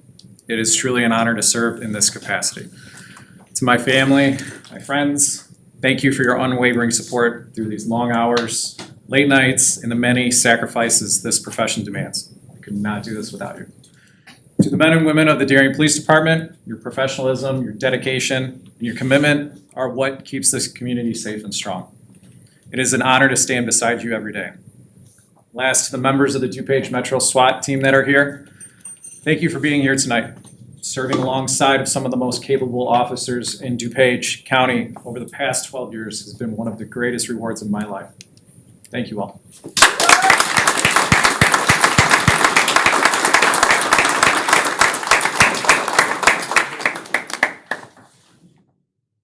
Maggie, Austin, I've watched your girls grow up. They're growing up way too fast. Yes, it's all good. Beautiful family. Wait, scoot back. There. 1, 2, 3. Thank you. No, oh, got one more. We're gonna take two.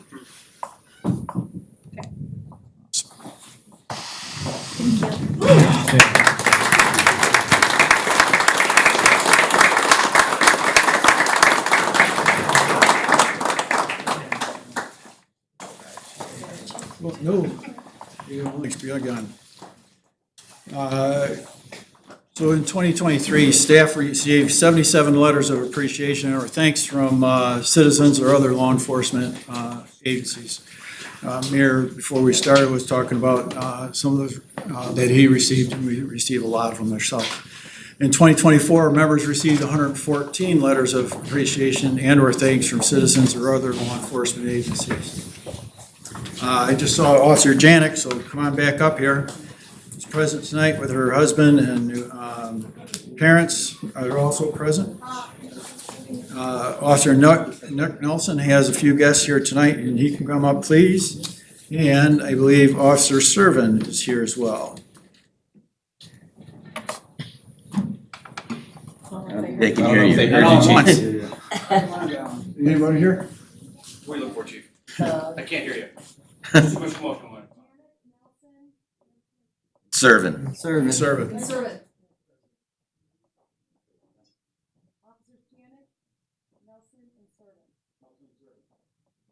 I think, oh man, talk about. Best timing. Tough. That's okay. Right. All right, AIM recipients for 2023 were Officer Mate Castro. He opted to move to Texas, warmer weather earlier this year.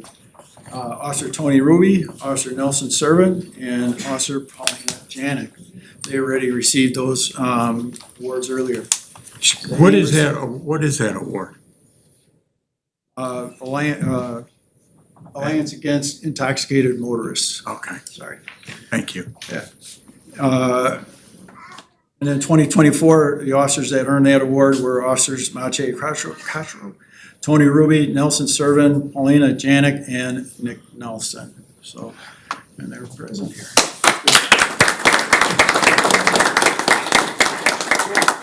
So important to keep those intoxicated motorists off the street. Please. Thank you. All right, so moving on to life-saving accommodations. So Officer Nick Nelson, life-saving. You can stay up here. Nelson will be fine. We got a lot of stuff for you. Nick, all right. On January 19, 2023, Officer Nick Nelson responded to a neighboring jurisdiction to assist with several subjects overdosing on an unknown substance. Officer Nelson observed a subject going in and out of consciousness and a low pulse rate. He administered 2 doses of Narcan and continued to assess the subject before medics arrived. So congratulations and thank you for your life-saving efforts.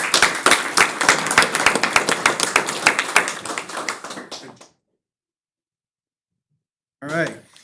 Officer Nelson Servin, Mache Castro for life-saving. In fact, I think you saw the video right after we purchased the AEDs. On May 3rd, 2023, Officers Servin and Castro responded to a cardiac arrest incident where the victim was not conscious and not breathing. Officers conducted CPR and other life-saving measures until the fire department arrived. Fire personnel advised the officers quick actions were critical in an effort to revive the patient. Officer Servin.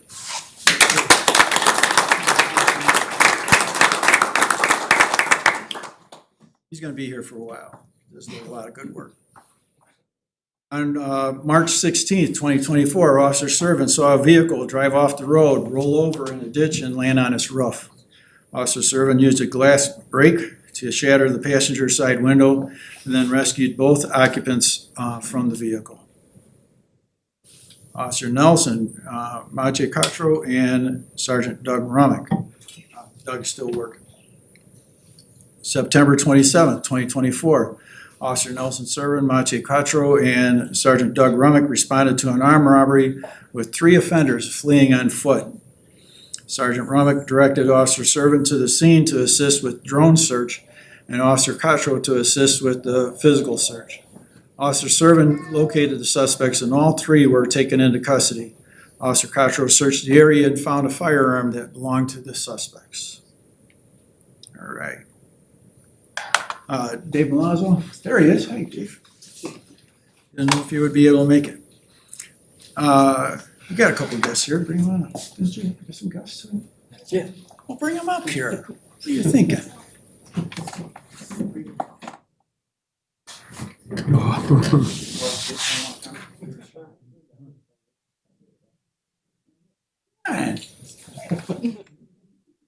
It's a family affair.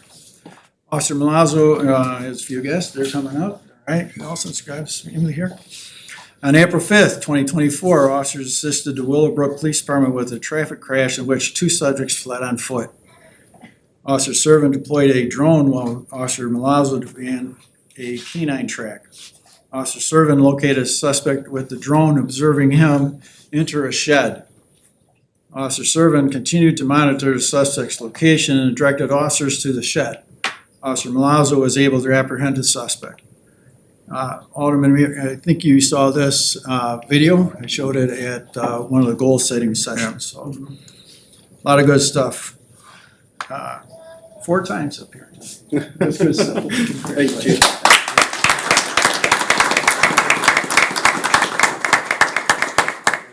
Dave, you get to stay for a little bit more. On August 30th, 2024, Officer Cotro, Officer Malazzo, and Sergeant Jump, come on back up, Austin, bring family, assisted Hinsdale police officers apprehending 4 subjects who stole a car and fleeing the police. The vehicle was detected by license plate readers heading south, and Sergeant Jump spotted the fleeing vehicle with its lights off, traveling at a high rate of speed. Coordinated our response and had Officers Cotro and Malazzo successfully deploy spike strips, causing the vehicle to come to a stop. All 4 subjects then fled on foot. And I saw him from Malazzo, he's fast. Officer Malazzo conducted a canine search which located one of the subjects. Officer Cotro assisted in locating and apprehending the other suspects. So a lot of good work.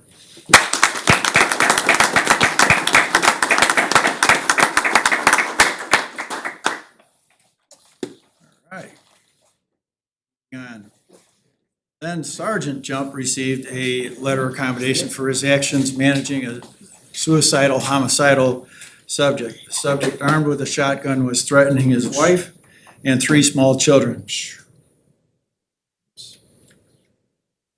Sergeant Jump established incident command, secured perimeter, secured a radio channel, and contacted Merritt SWAT. He then led a small extraction team to take the family out of the house without any harm to the parties involved. All right, good work.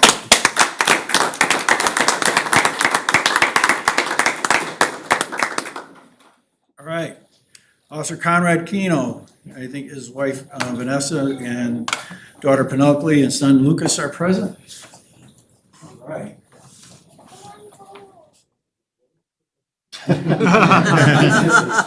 We're almost done. On September 6, 2024, Officer Connell was dispatched to an accident involving a car and motorcycle. Upon arrival at the scene, he positioned his squad to protect the scene and provide the safety of the involved parties. Officer Connell applied a tourniquet to the motorcyclist's leg to control the heavy bleeding, stabilizing the injured individual until paramedics arrived. Paramedics again said that without his actions, it could have turned out a lot worse. Officer Connell.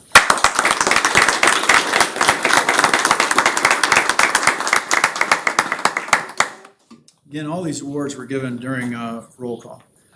Another one for Officer Mate Cottrell on October 21st, 2024.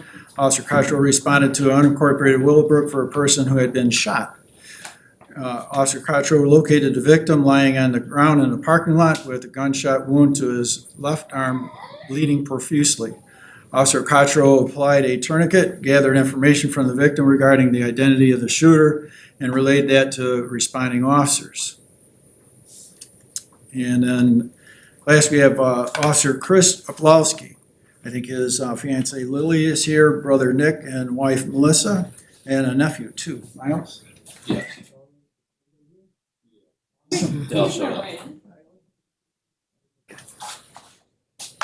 So you see picture's worth 1,000 words, so let's see what the 1,000 words say.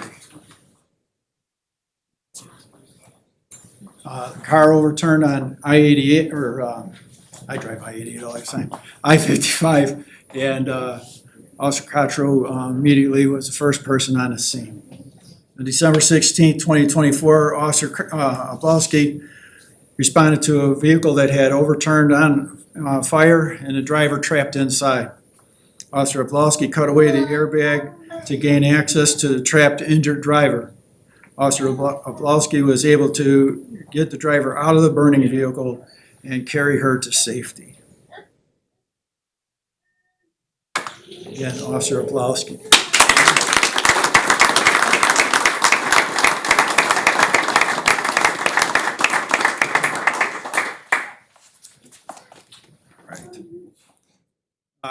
I didn't turn the volume up, and I edited, it was a long video. See when he was approaching how big the flames were and stuff. It was pretty chaotic. There was a lot of people milling around not helping, that he had to get out of the way, and then obviously he carried the right equipment to get the person out of the car and into safety. So that's very appreciated. And I had the volume down, but you could also hear his calming voice and really taking care of the victim of that disaster. So, that's it, unless you have questions for me. Amazing.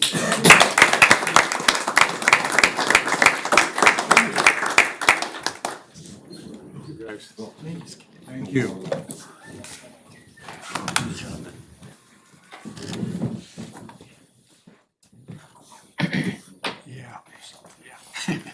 Chief, I know you must be pretty proud of Good man and women. your department, and I want to say thank you to you, and thank you to Austin and Jason, and all of our officers. I always brag and say we got the best department in DuPage County, and I think tonight, I think the council learned a lot about why that belief is true. These are great men and women, and they're a credit to the city of Darien. As mayor, I'm very proud to be mayor with such a fine police department as this and under your leadership. Thank you very much. Thank you. Thank you. Yep. All right, city clerk's report, No report this evening. city administrator's report, Brian. No report, Mayor. Thank you. All right, municipal services, Dan, any updates? Yeah, the only update that I have for this evening is coming up at the Darien Library will be, let's see, bear with me 1 second. Computer. Up, I'm out of battery. I believe it's October 13th for fiber optic. Hold on, I have it. Fiber optics for dummies? Yes, I did refer to that as fiber optic for dummies was my original title on it. Obviously, it's been changed a little bit. And what it is the streaming workshop being held over at the library on October 13th. Starts at 4:30 to 6:30.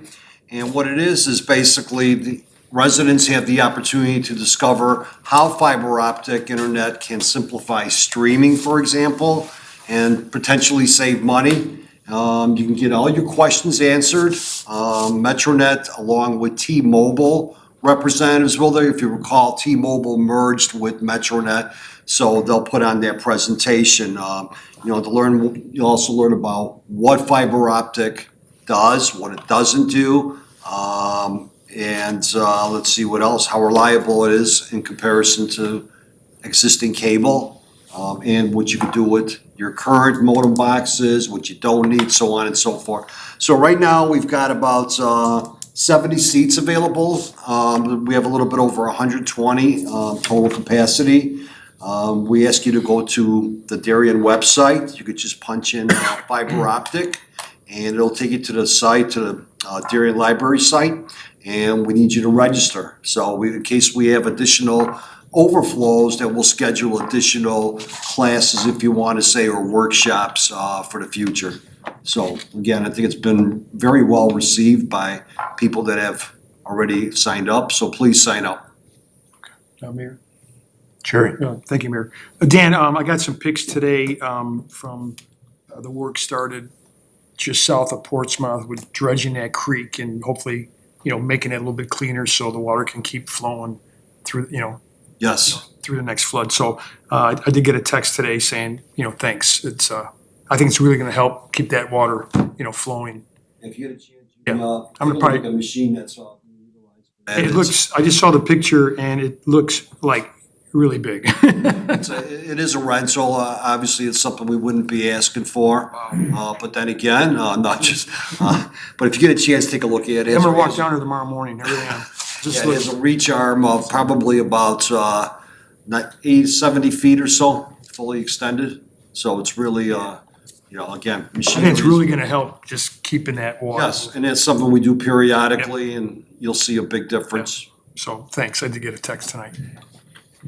Dan, I just, I think I shared with you that MetroNet's already completed our neighborhood, so of course we were concerned why we saw so many Julie flags in our lawn. I have more flags in my lawn than the United Nations has outside the building. And we went out there today and actually asked the gentleman who was walking in the backyard. He was from Intech, and Intech is Commonwealth Edison. He said they're installing all new power lines, underground power lines in our area. Okay. So that's what's going on, and they never informed us what they were doing. We had to ask them what they were doing. It's ComEd in comparison to MetroNet. ComEd is do what they want, when they want, find out the day they show up, unfortunately. A lot of them are subcontractors of ComEd that don't have the protocols of letting people know. I mean, we've tried to communicate that to our external affairs director. And unfortunately, it is what it is, where the city staff ends up taking the responsibility to let residents know what's happening and try to accommodate their requests. Mary?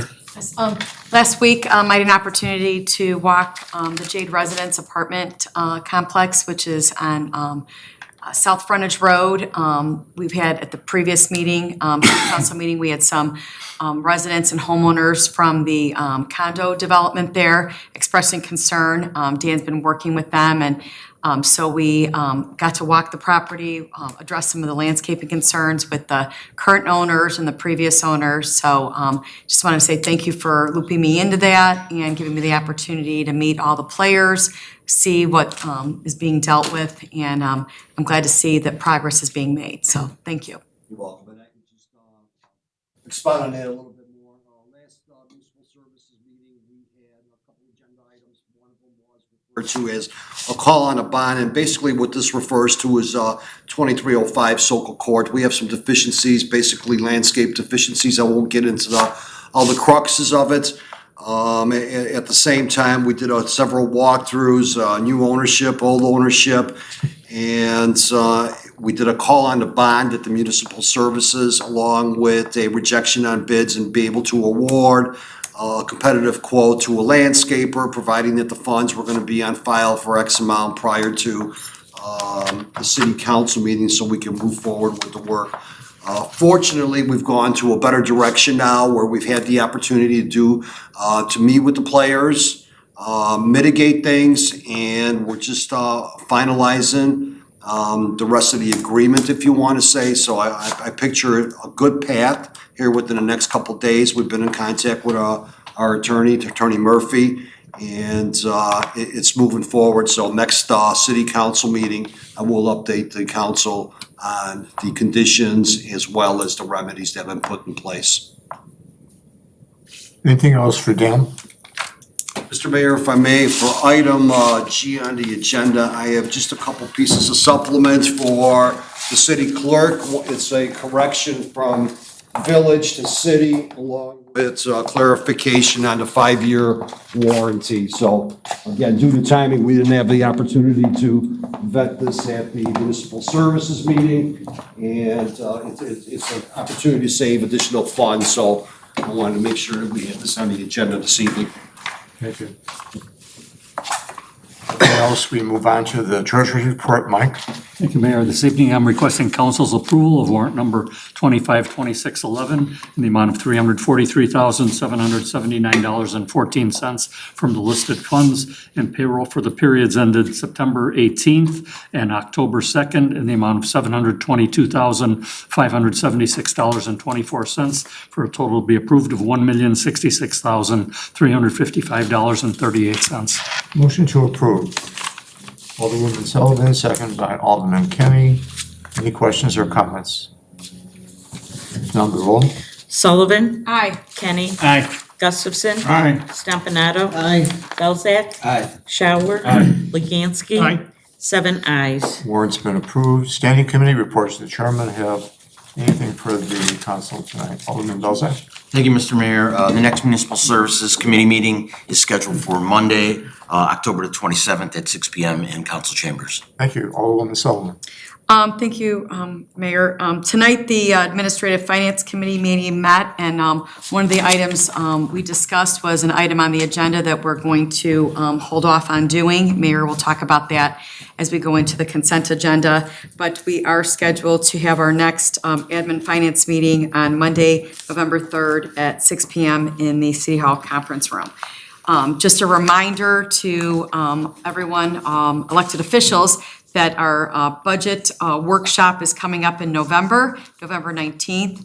Our goal setting workshop is November 19th at 6:30. We are asking for suggested topics that you'd like to have covered at that meeting, so please provide that this week to Lisa Clem. Additionally, the 2025 goal setting, the surveys to be tabulated and distributed at the meeting by elected officials, that also needs to be completed by every elected official.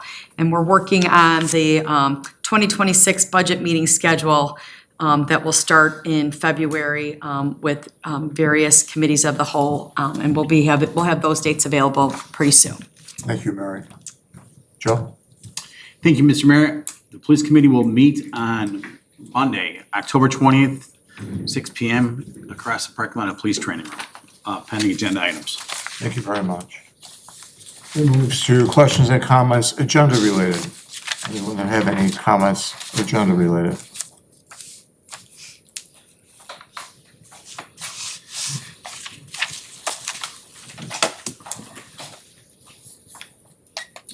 Okay, so first of all, if you can't do two things at once, how are you watching me and listening to the lawyer?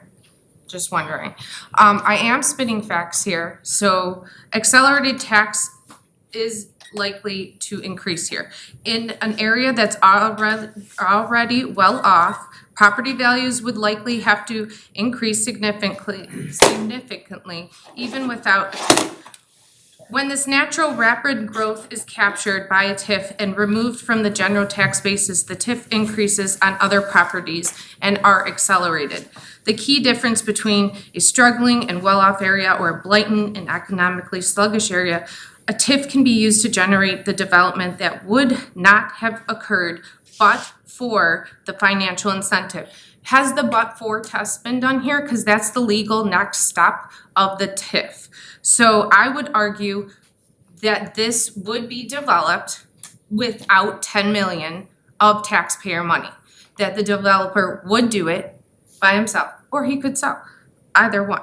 But you're acting like you have to give him this money, and you're acting like you have a say at the table. Keep on talking about who's coming in there and can we do this if they come in there, because that's what was being asked several times to the lawyer over multiple times. You guys keep asking who can go in there and can we do this and can we do that. The money is used for like making it look pretty and stuff like that. And no guarantee of anybody coming in there from this. You guys are acting like we give them this and people come in there. Why aren't people in there now? I would tell you business-wise, this guy already is a bad business guy. I would have people in there. You haven't put anybody in there. Nobody's in there. What shops are new? Nothing, absolutely nothing since he's gotten it. Why? Because he looks at everybody like chumps here. He's like, I'm gonna get 10 million for this project. I'm gonna tell you that you're making us look like chumps. You're taking our money. You're not doing the but-for test at all. This would be developed without the money. You don't need to give him a TIF. So I'm saying you didn't do the but-for, but you're shaking your head you did. However, in a well-off area, property values are often already appreciating rapidly, which they are. By designing a TIF in such a location, a municipality diverts the tax revenue that would have naturally been generated and shared among the taxing bodies. Shared among the taxing bodies. You are giving out a corporate handout to one person. That is what you're doing here. It would have captured the natural rapid tax growth, and that is a strong point for the city. Not what you're doing here. What you're doing here does not help all. It helps one person, and you guys sound like you're a business people sitting at a table, and I will tell you right now, you're not good at it, okay? Because he's taking advantage of you, and you're acting like he's not, and you're entering into a 23-year thing saying, oh, we're gonna do this and this, and that's gonna happen. There is no guarantee of anything going in there. He can take it and make it look pretty and then sell it. So I don't know what you guys are doing, but maybe use ChatGPT a little bit more. First of all, it's not a $10 million handout. It's How much is it? Yeah, what is these? Okay, we'll talk about when we come to it. I just wanted to clarify. Unless you want. Takes us to old business, there's no old business. Takes us to consent agenda, and just for the audience's sake, item C is being pulled from the agenda. We're gonna discuss that at a future date. And item D is moving to item H under new business. So we actually have two items. Consideration of a motion accepting a proposal for the purchase of two new FCS DX mic Pro kit with GPS capabilities and training for leak surveying from Subsurface Solutions in an amount not to exceed $13,648. And item B, consideration of a motion accepting a proposal from Garland DBS Incorporated, services for the removal, purchase, and replacement of the roof hatch and gutter diversion enhancements at the police department in an amount not to exceed $6,324. Motion to approve. Alderman Belzak, second by Alderman Shower. And the roll. Belzak. Aye. Shower. Aye. Sullivan. Aye. Gustafson. Aye. Kenny. Aye. Leganski. Aye. Stompanato. Aye. 7 ayes. Consent agenda has been approved. Takes us to new business. Item A, consideration of a motion to approve an ordinance approving the City of Darien Chestnut Court Shopping Center redevelopment project area tax increment financing redevelopment plan and project. Motion to approve. Alderman Stompanato, second by Alderman Belzak, and discussion. Mayor, if I may, again, we have done this at a previous meeting. I wanted to thank all the members from the governmental bodies on the Joint Review Board. Some of you were able to attend the meeting, and it was really interesting. They were very professional. They were very helpful, gave very, very good feedback, and came to a really, really meaningful consensus. And again, thank them because they took it serious and they looked at it on behalf of the community. And again, just I'm sure we'll see and talk to them again, but just a special thanks to all the governmental bodies that participated with us. Rolf? Yeah, and speaking of the Joint Review Board, they approved that to move forward unanimously. They did talk about the residential component, which was already out of it anyway. And I would just like to go over a little bit, we've gone through the mechanics of the TIF district many, many times. Any of the taxing bodies within that area apply a levy for what they need. And then that just gets divided by everybody's property tax and the rate that they decide. So your rate might change regardless of whether or not your property value goes up. with respect to the TIF district, it's probably about the smallest TIF district you could possibly envision. It becomes a tool, in my mind, a tool for success of that mall. I don't think anybody would deny that that mall at this point is really in need of a lot of help in order for it to become relevant again. Used to be a very relevant mall, it isn't anymore. If nothing happens and they just kind of like go along, no money goes in the TIF, it doesn't cost any taxpayer anything, and the mall will just be the same as it is if we didn't have the TIF. So to me, it's a win-win proposition. It shows the commitment from the city that we want it to be a thriving mall. And yes, we'd like some input on what goes into the mall and to help the owner of the mall be successful. And that's really all we're doing. It should not harm anybody. And at the end of the day, it's about $3 million if everything goes extremely well. And that's over 23 years. I've looked at the first 5 to 10 years and the amount is probably minimal. So yes, the owner is going to have to put in a lot of their own money to make this thing work. We just add what we can to kind of supplement what they're doing to be successful. And that's just kind of my position on the whole TIF district. I am totally in favor of it. Joe? I prepared some tonight, if we had this discussion, and I've got a handful of myths, fact sheet that I created. Myth 1, the TIF will take money from our schools and parks. Fact, the base property tax for all taxing bodies stays exactly the same.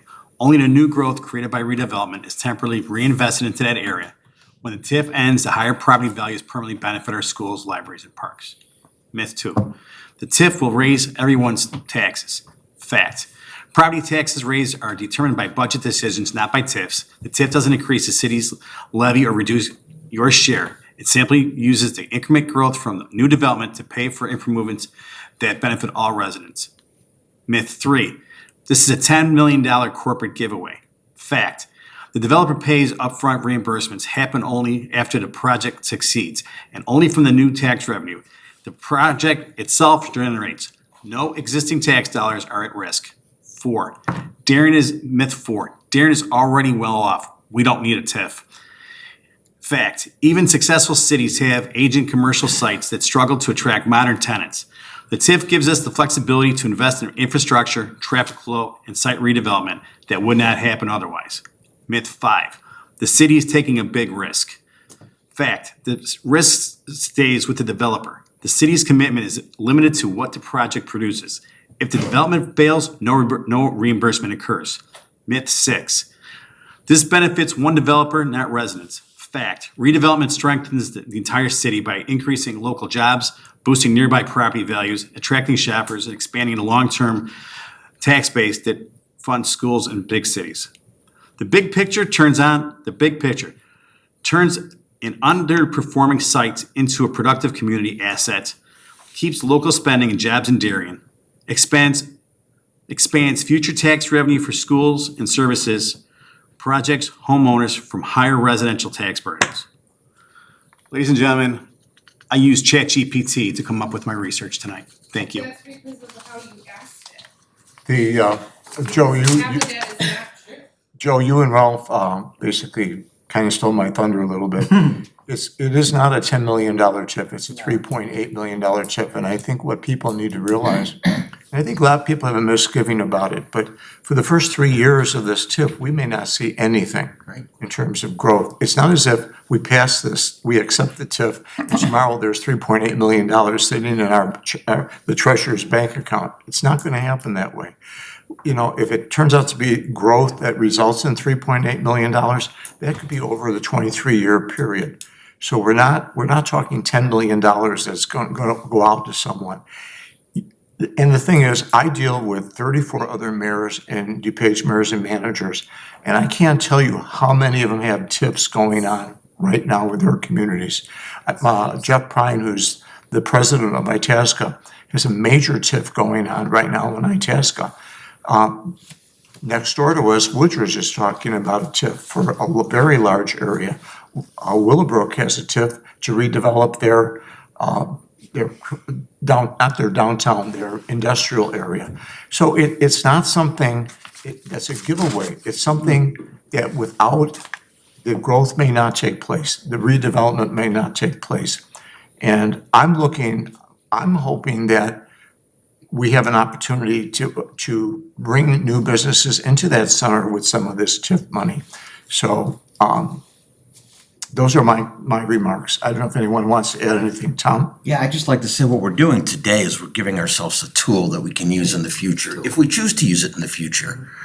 The devil's in the details, and until we have an agreement with the developer as to what he's gonna do or what he plans to do or what we expect from him, all we have is a TIF where no money's going to anybody yet.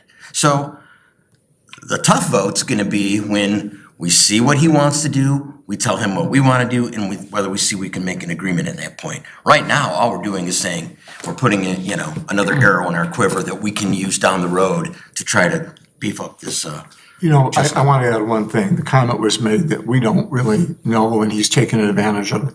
I don't think this council has been as prepared for any issue like this. The data that we've put out regarding this over how many months has this been? 5, 6 months that we've been going through this process with this TIF? And how much education have all of us received regarding TIFs over that time period? I don't think anybody's taken advantage of us at all. To that point, there is no agreement. How can we be taken advantage of if we don't have an agreement?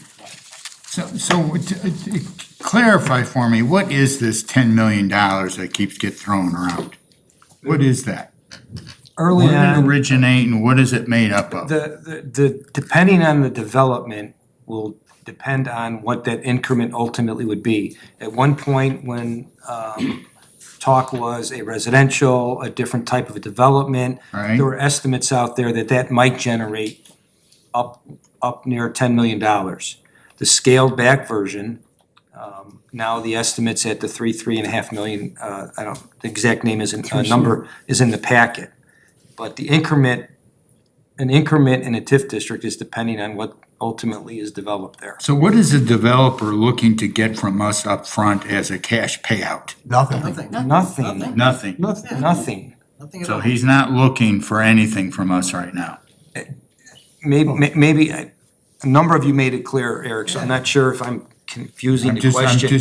The developer gets nothing, there's no agreement until the city council approves an agreement, if they choose to. He doesn't get anything. So right now, he doesn't get anything. No. Okay. And then if there's money that goes into the pot from the TIF, at that point, it gives you something to draw on to attract businesses or to improve the property. But he would be spending his own money to improve the property to try and generate those businesses, to generate that extra revenue.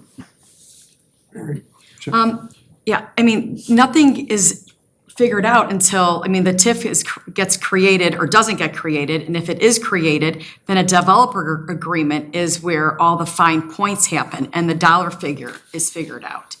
And that, once again, gets approval. But if we didn't do a TIF, and we've had this situation before, we've had businesses want to come to different parts of Darien and need economic incentives. And in some cases, we've been able to manage that, and in other cases, we have not. Like Italiano, for instance, and other restaurants, because we just didn't have the resources, meaning the dollars, to do so. We do have an emergency fund that we've used. It was used in the past for, to get businesses to come, but that's a very small amount of money compared to what the TIF could create. And that area, especially with the competition where you've got Downers Grove, and Woodridge, and, that is a key spot that needs as much help as it can get. And to get businesses in there, restaurants, entertainment, to make it, other than just shops, because strip malls have changed. And the incentive will help that along the way, but it still has to be defined. This just sets up the shell, so to speak. But I think to be honest, like to hear on social media and to hear verbally said that we haven't educated ourselves, we haven't done our due diligence, We have. We've sought counsel, we've sought legal counsel, we've hired a consultant, we've gone through all the proper steps and channels.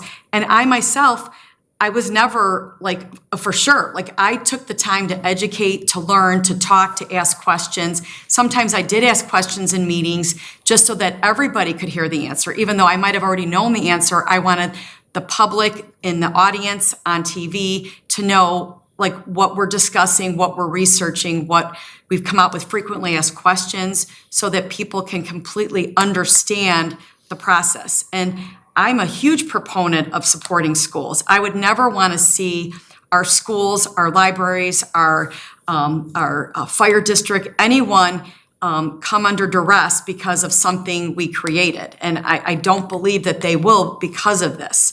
And if, in my opinion, I don't know who will still be here in 10 years, but if the TIF is made its due, then there's no reason, I asked Attorney Murphy this before, why it could not be stopped once it's accomplished its goals. So has the developer relied on TIFs in any of its past projects? Do we even know the answer to that question? Has he relied on TIFs before? I'm not sure, Eric, what. So why, if he had, it probably hasn't, otherwise we'd have heard about it. So why do we need to rely on a TIF now? Yeah. Well, he's bought other centers before, many of them, and he hasn't utilized a TIF in the past. We don't know that. Why does he need a TIF now? Then we should find that out before we vote. Thank you, Mayor. Okay, I haven't met the owner. The one night, he couldn't make it because he was out of town. But again, the conversations that I've heard from all of our discussions over the last several months, if we bring stuff up a couple of times, it's to get it on record, it's to make sure that people at home can hear it. It's not because it's the first time I'm asking a question, okay? I've heard comments about slush funds for mayors, I've heard about the system's been rigged, okay? It's not, all right? To question your integrity, your ethics, Mayor, you know how I felt about that. People, I'm a Sox fan, people bleed Cubby blue, you bleed Darien blue. I mean, you put this city first amongst anything. So when comments are made that this is a slush fund and things like that, I take offense with it. Second of all, from all the conversations I've had with yourself and with Brian, he bought this property, he didn't come to us asking for anything, correct? Right, correct. Okay? He didn't come saying, I'm only gonna buy this thing if you give me money. I'm only gonna buy this thing if you do this. He came in and bought the property. The TIF came up because we went to him and said, hey, we're looking at multi-use. We want to have multi-use. You see it successful in other communities like Burridge, retail, mixed use, resident. Alderman Gustafson, I have the floor. If you want to speak, wait till I'm done and you can ask to be acknowledged and you can speak. Thank you. Other communities have done it, and I've been impressed with it. Okay. When we went to him and said, now we're looking at multi-use, we want to maybe put residential in there. That's, I believe, when I've been heard and what I've been told is when he said, I may need some help. I may need some help. We got the ball rolling. Could this thing even qualify for a TIF by the consultant? Yes, it could. Okay? Had the residential piece part of it? I'll tell you, I wasn't excited about the residential piece from what I first saw. It was not what I envisioned for that property. People from the community came and spoke, superintendents, principals, school board members, saying this could be an adverse effect on the schools if there's this residential part. We listened to them. That whole thing dropped now. Okay? There's no residential. We've got all this stuff there. We got all the wheels in motion now. We can say to ourselves, okay, we don't, he never asked for the money. We don't need it for the residential part. What else can we do? How else can we use this to attract good, solid, that could be here for the next 20 years, and we can see benefits from a sales tax dollars that we know we all need. So a lot of times when we say things, I say just make sure that it's on record, but it's not the first time I'm asking a question. And to think that, well, he only came here because he needed the TIF is not true, okay? The TIF never came up or the money never came up until we brought to him the possibility of going mixed use, which took his envision of what he wanted for that property into something a lot bigger. Correct? Correct. And now that's gone, but now we can say to ourselves, well, listen, maybe there's some things we can do to attract maybe, some other restaurants or entertainments or whatever we can do, or, some solid people to come into that area. And to know that if it is successful and we can use that money, we can build it and we can cut it off at a certain time, that it's not just gonna be out here for the next 23 years, is all I need to hear. So I'm a firm believer and I'm a yes.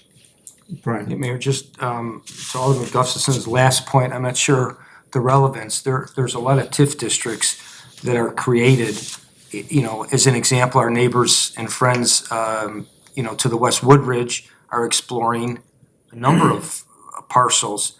You don't have all the developers in place. You don't need, the TIF is for the property. It's not for the developer. It's really irrelevant to know if this developer has a TIF agreement with any other community. I don't see how that would have any bearing on the council's decision for this issue. Alderman Gustafson seems to. So my opinion is it would not have any bearing. No, and many TIF districts encompass multiple properties. Exactly. Clarendon Hills is looking at one not far from me, 55th Street from like Clarendon Road to about 3/4 of a mile down toward Cass, that they're looking at. Many pieces of property that they're looking to redevelop and. I have had an opportunity to meet with Mr. Bahavanasi a number of times. And I call him on the phone, I've talked to him on the phone. The man I hold him in the highest regard in terms of his wanting to work with us. He really tried to accommodate our request to go for a mixed use. It was us that asked for mixed use. And this is not someone who is working to take advantage of the city of Darien. He didn't come here saying, this is a community that's primed for me to take advantage of. He's not that kind of person. I know you all haven't had an opportunity to meet him, but I hold him in highest regard. I think he's an excellent businessman, and I think he will do what he can to work with the city of Darien when we get around to doing the redevelopment plan. Mary? I do feel like as we've gone through this process and, done our due diligence, I think we all have realized that there's lots of checks and balances now and moving forward. For instance, the Joint Review Board, which is the taxing bodies that everyone has been concerned about being impacted, annually will get together and review the TIF.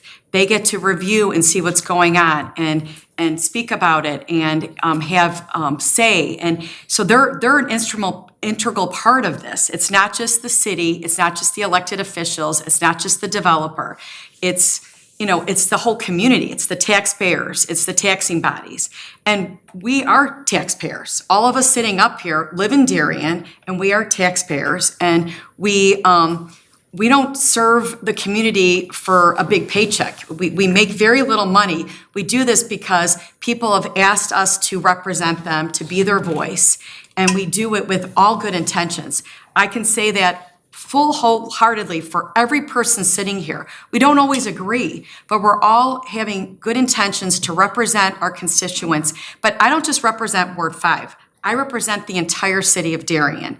And whether it's something in my ward or another ward, we educate ourselves, we learn, because we all vote on it, and educate ourselves and make sure it's the right thing. And I've been hearing for years. I've lived in Darien for 30 years, and I've seen the ebb and flow of Chestnut Court and realize we are at a crossroads where we need to make a huge difference, a big impact, and improve that center to make it thrive. And I feel like this is the opportunity for us to do it, is by creating this TIF. I've been mayor since 2019, and Mr. Mallers is sitting out in the audience. And he sits on our planning and economic development committee, and he sat on our economic development committee.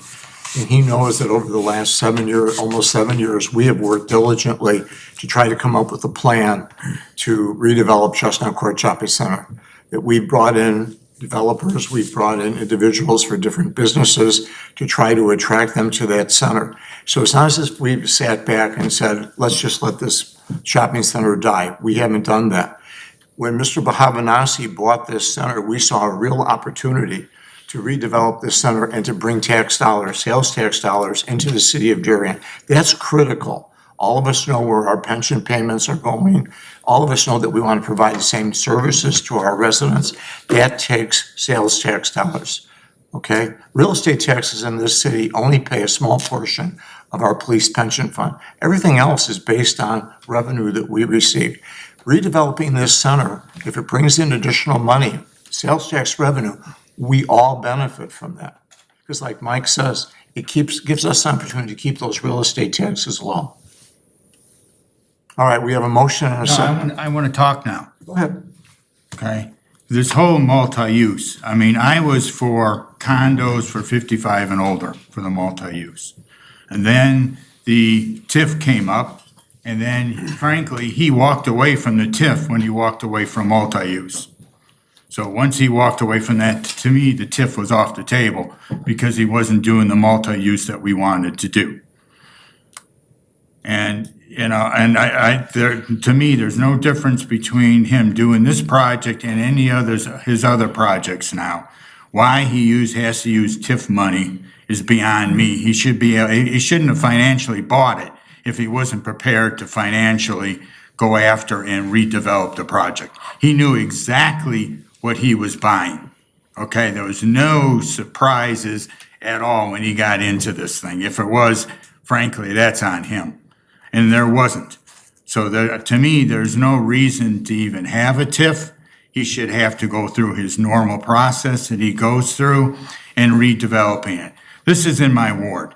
It's a 2-minute walk from my house. So I'm very intense when it comes to what I think should be done with this development. And yeah, there is a lot of things that need to be done with the development, but I don't think a TIF is necessary. I think it just places an unborn burden on a lot of other entities. Now I'm done. All right, we have a motion and a second. Roll. Stompanato, Aye. Belzak. Aye. Kenny, Aye. Sullivan, Aye. Gustafson, No. Leganski. Aye. Shower, Aye. 6 ayes and 1 nay. Item B, consideration of a motion to approve an ordinance designating the city of Darien Chestnut Court Shopping Center Tax Increment Financing District. Motion to approve, Alderman Shower, second by Alderman Belzak. Any questions or comments? Shower, Aye. Belzak. Aye. Kenny, Aye. Sullivan, Aye. Gustafson, No. Leganski. Aye. Stompanato, Aye. 6 ayes and 1 no. Motion's been approved. Item C, consideration of a motion to approve an ordinance adopting tax increment financing for the Chestnut Court Shopping Center Tax Increment Financing District. Motion to approve. Alderman Shower, second by Alderman Belzak. Again, questions or comments? If none, the roll. Shower, Aye. Belzak. Aye. Gustafson, No. Kenny, Aye. Leganski. Aye. Stompanato, Aye. Sullivan, Aye. 6 ayes and 1 no. Motion's been approved. Item D, consideration of motion to adopt the memorandum of understanding between Northeast DuPage Family and Youth Services and the City of Darien Police Department to provide police social work services. Motion to approve. Alderman Belzak, second by Alderwoman Sullivan. Questions or comments? If none, the roll. Belzak. Aye. Sullivan, Aye. Leganski. Aye. Gustafson, Aye. Stompanato, Aye. Kenny, Aye. Shower, Aye. 7 ayes. Motion's been approved. Item E, consideration of a motion accepting Driving a Cleaner Illinois Volkswagen grant through the Environmental Protection Department Organization Unit Bureau of Air in the total amount of $298,395 and approving the city share of $149,197 for a total cost not to exceed $447,592 for the purchase of 1 electric dump truck vehicle and 1 electric charging station. Motion to approve, Alderman Stompanato, second by Alderman Belzak. Questions or comments? Alderman Leganski. Thank you, Mayor. Yeah, Dan, I have to tell you, I'm like, 2 years ago, I'd have been so against this whole thing. because I had a bad experience before I retired with tractor trailers that just did not hold up during the wintertime. But I just had long conversations over the last couple of weeks with my previous employer, and, you know, they've got it fixed. You know, the batteries that they had were recalled. They found out that their charging stations weren't sufficient to really, you know, do the job. They've got that fixed, and they love them. They use them constantly between distribution center and a plant in Chicago, nonstop. Just go, go, go. Charge, go. But I do want it to be something where we could use it a lot in terms of, you know, a plow and things like that. I would not be in favor of this if it's just a dump truck. To know that we have the good, you know, good batteries, good chargers, but at the same time, I want to make sure that, you know, we get the use of it, knowing that this grant is available to us. So I'm in favor of this, but I do think it needs to be a plow. Understood. Option out for the plow. While we do option out for the plow, the technology, if you want to say, has not really been out there long enough for me to tell you that this truck will serve as a plow for a storm. Okay, a duration of a storm could be anywhere from 2 hours to 24, 36 hours.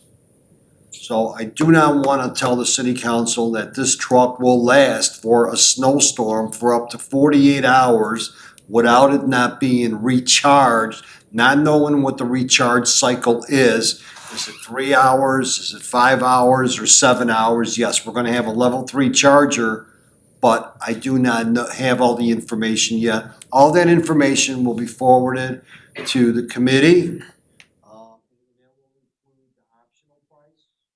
Along with the research of what is out there right now, how long things last, and then we'll make it, the staff will provide a recommendation for the committee, and we will discuss it and bring it forward to city council then. Dan, would I be correct in saying that not every snow event that needs a snow truck is a snowstorm? Correct. And would I also be safe to say that sometimes our current snow trucks might be in for service or a shop or something at that point? Where that truck could act as a substitute for a small event to take the load off the ones so that Tom can, Absolutely. service the truck. Absolutely, Correct? but I do not want to promise. No, absolutely, but that potential is sitting there. Yes. Not a big snow event, but we still need a plow out there when one of our trucks is down. Sure, and or even anti-icing, de-icing. So from that perspective, yes, 100%. So what are we doing? Are we tabling this item? No. Motion is to approve, Well, allow staff to move forward by accepting. the grant. I have a real problem against electric anything, so. Ted? Thank you, Mr. Mayor. As everybody knows, I'm not the biggest supporter of electric vehicles, and that's trying to be politically correct.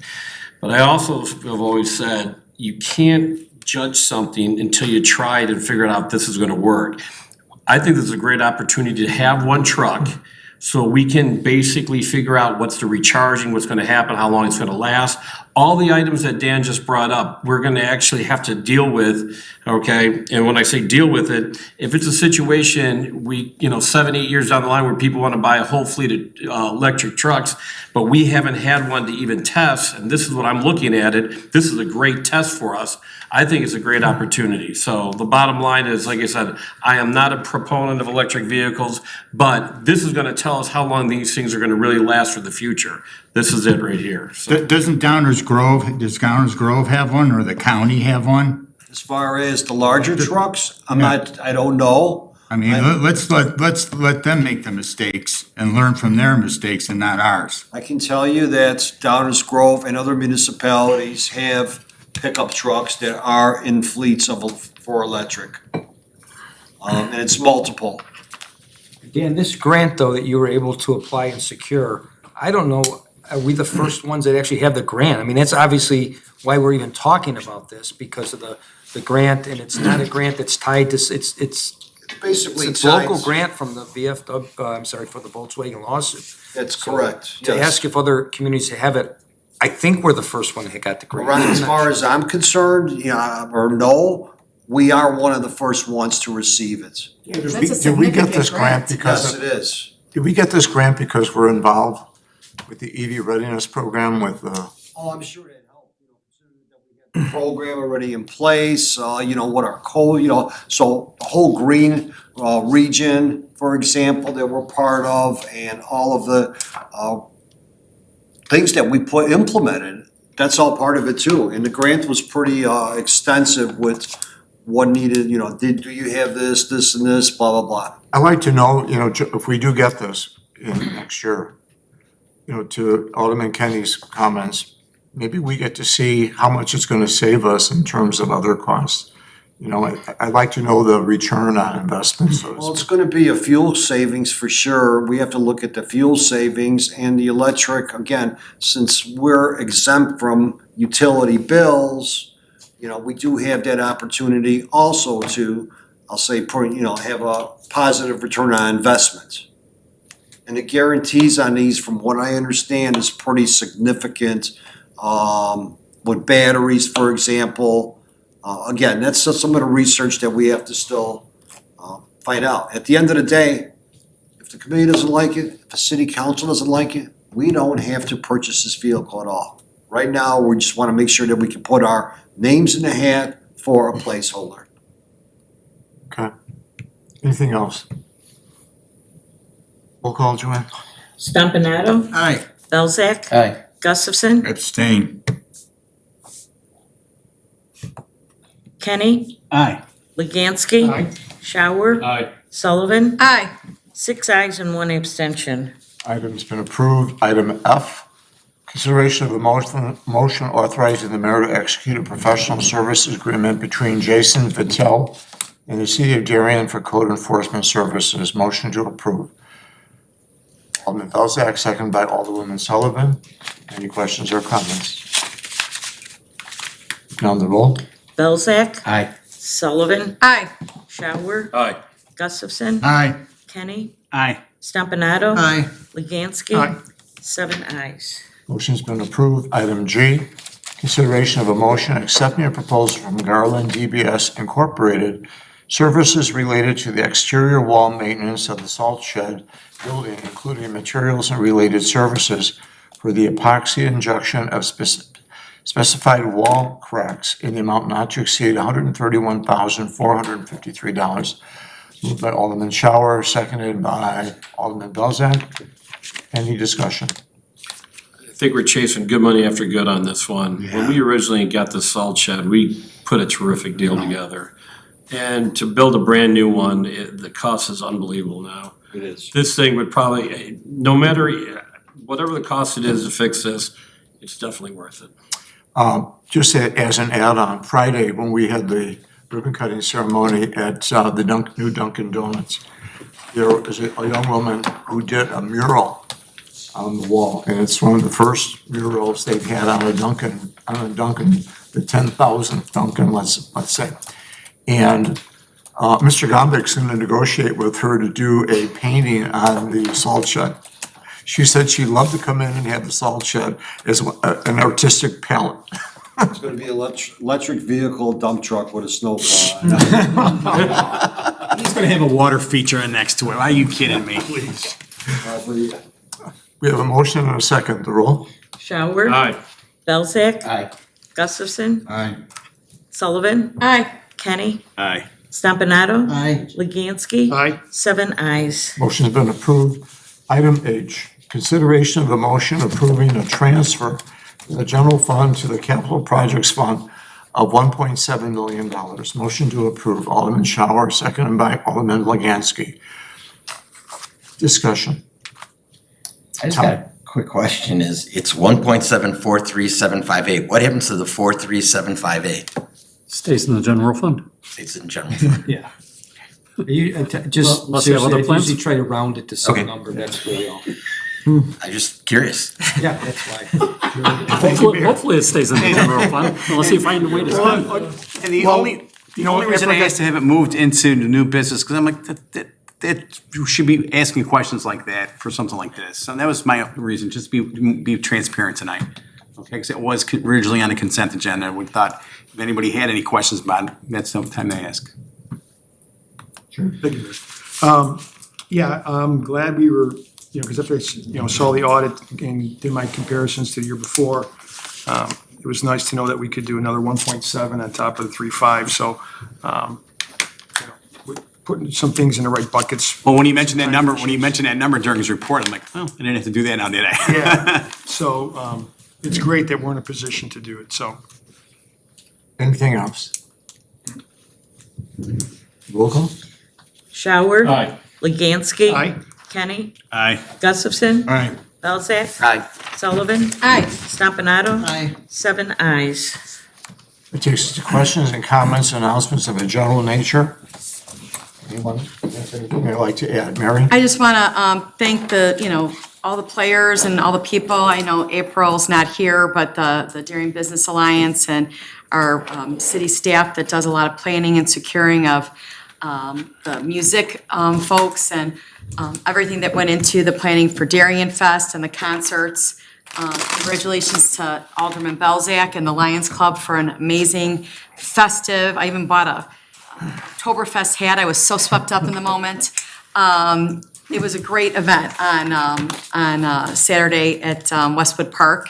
And I look forward to more fun events and community gatherings in the new year. Thank you. Jerry? thank you, Mayor.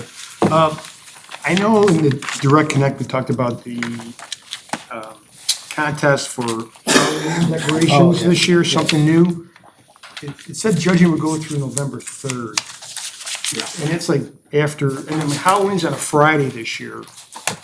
And so I think a lot of people start taking stuff down that weekend. So can they maybe cut it off on the 31st? We had talked about that, because we're getting a little bit, Late not a late start. start, but recognizing there will still be a lot of people that are waiting for that. Hopefully if But are they gonna somebody- definitely judge prior to Halloween? Because I've already had a neighbor say they're gonna take stuff down that weekend. They're getting appointed on the 20th. Right. And they're asked, the committee is asked to go out and start right away judging. Okay, Those that once they did get their not- nominations again. We're not only asking people to nominate, we want the committee to go out and take a look and Okay. say, this house, maybe we should. So I can tell them that there's a good chance they'll be judged prior to Halloween, because if he's saying November 3rd, he goes, I'll take my stuff down that weekend, because it's got Saturday and Sunday to work on it, so that's all. Is their ordinance for that different? Because, times and times again, we've heard, the city, like, for example, the decorating, that they don't go out and pull, you have to give a list. Nominations, yeah. Nominations that they can't, by the ordinance, they can't go out and pick, they gotta go ahead and judge. So is that the same or no, or am I mixing something up? This is new, there's no ordinances, or it's more of a program than anything, like a formal ordinance, just because it's new, but I think following the same. Learn a little bit as they go through it this year, I believe. And I just want to remind everybody, we have a fall carnival coming up Yep. in 2 weeks at Chestnut Court Shopping Center. Again, we've been granted that opportunity by the owner of the shopping center to have that carnival there. And just want to encourage everybody to get out there and enjoy that. And for us, there's no vendors, the only vendors are the carnival people.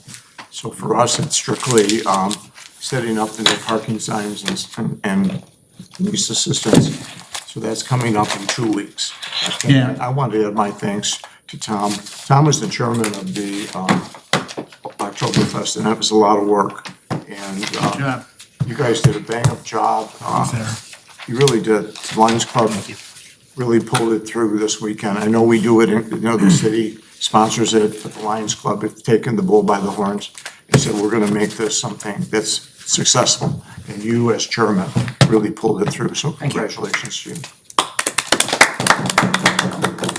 And on Saturday, October 11th, there's the First Responders event that's at the Lyman Avenue Fire Station from 10 to 1. What date again? What time again? To October 11th Saturday. from 10 to 1.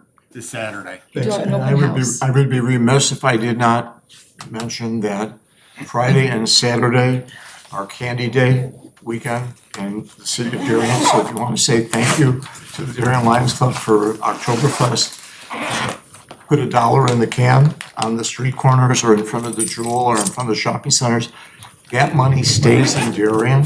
That money goes to humanitarian causes. And then on Saturday morning is the Faith in Blue at the parking lot of Our Lady of Peace. And that is what starts, Chief, about 10:30 or 10 o'clock in the morning. I think it's Faith in Blue was started around the time of George Floyd, and some influential, I think they're from Atlanta, Georgia, but I'm not positive.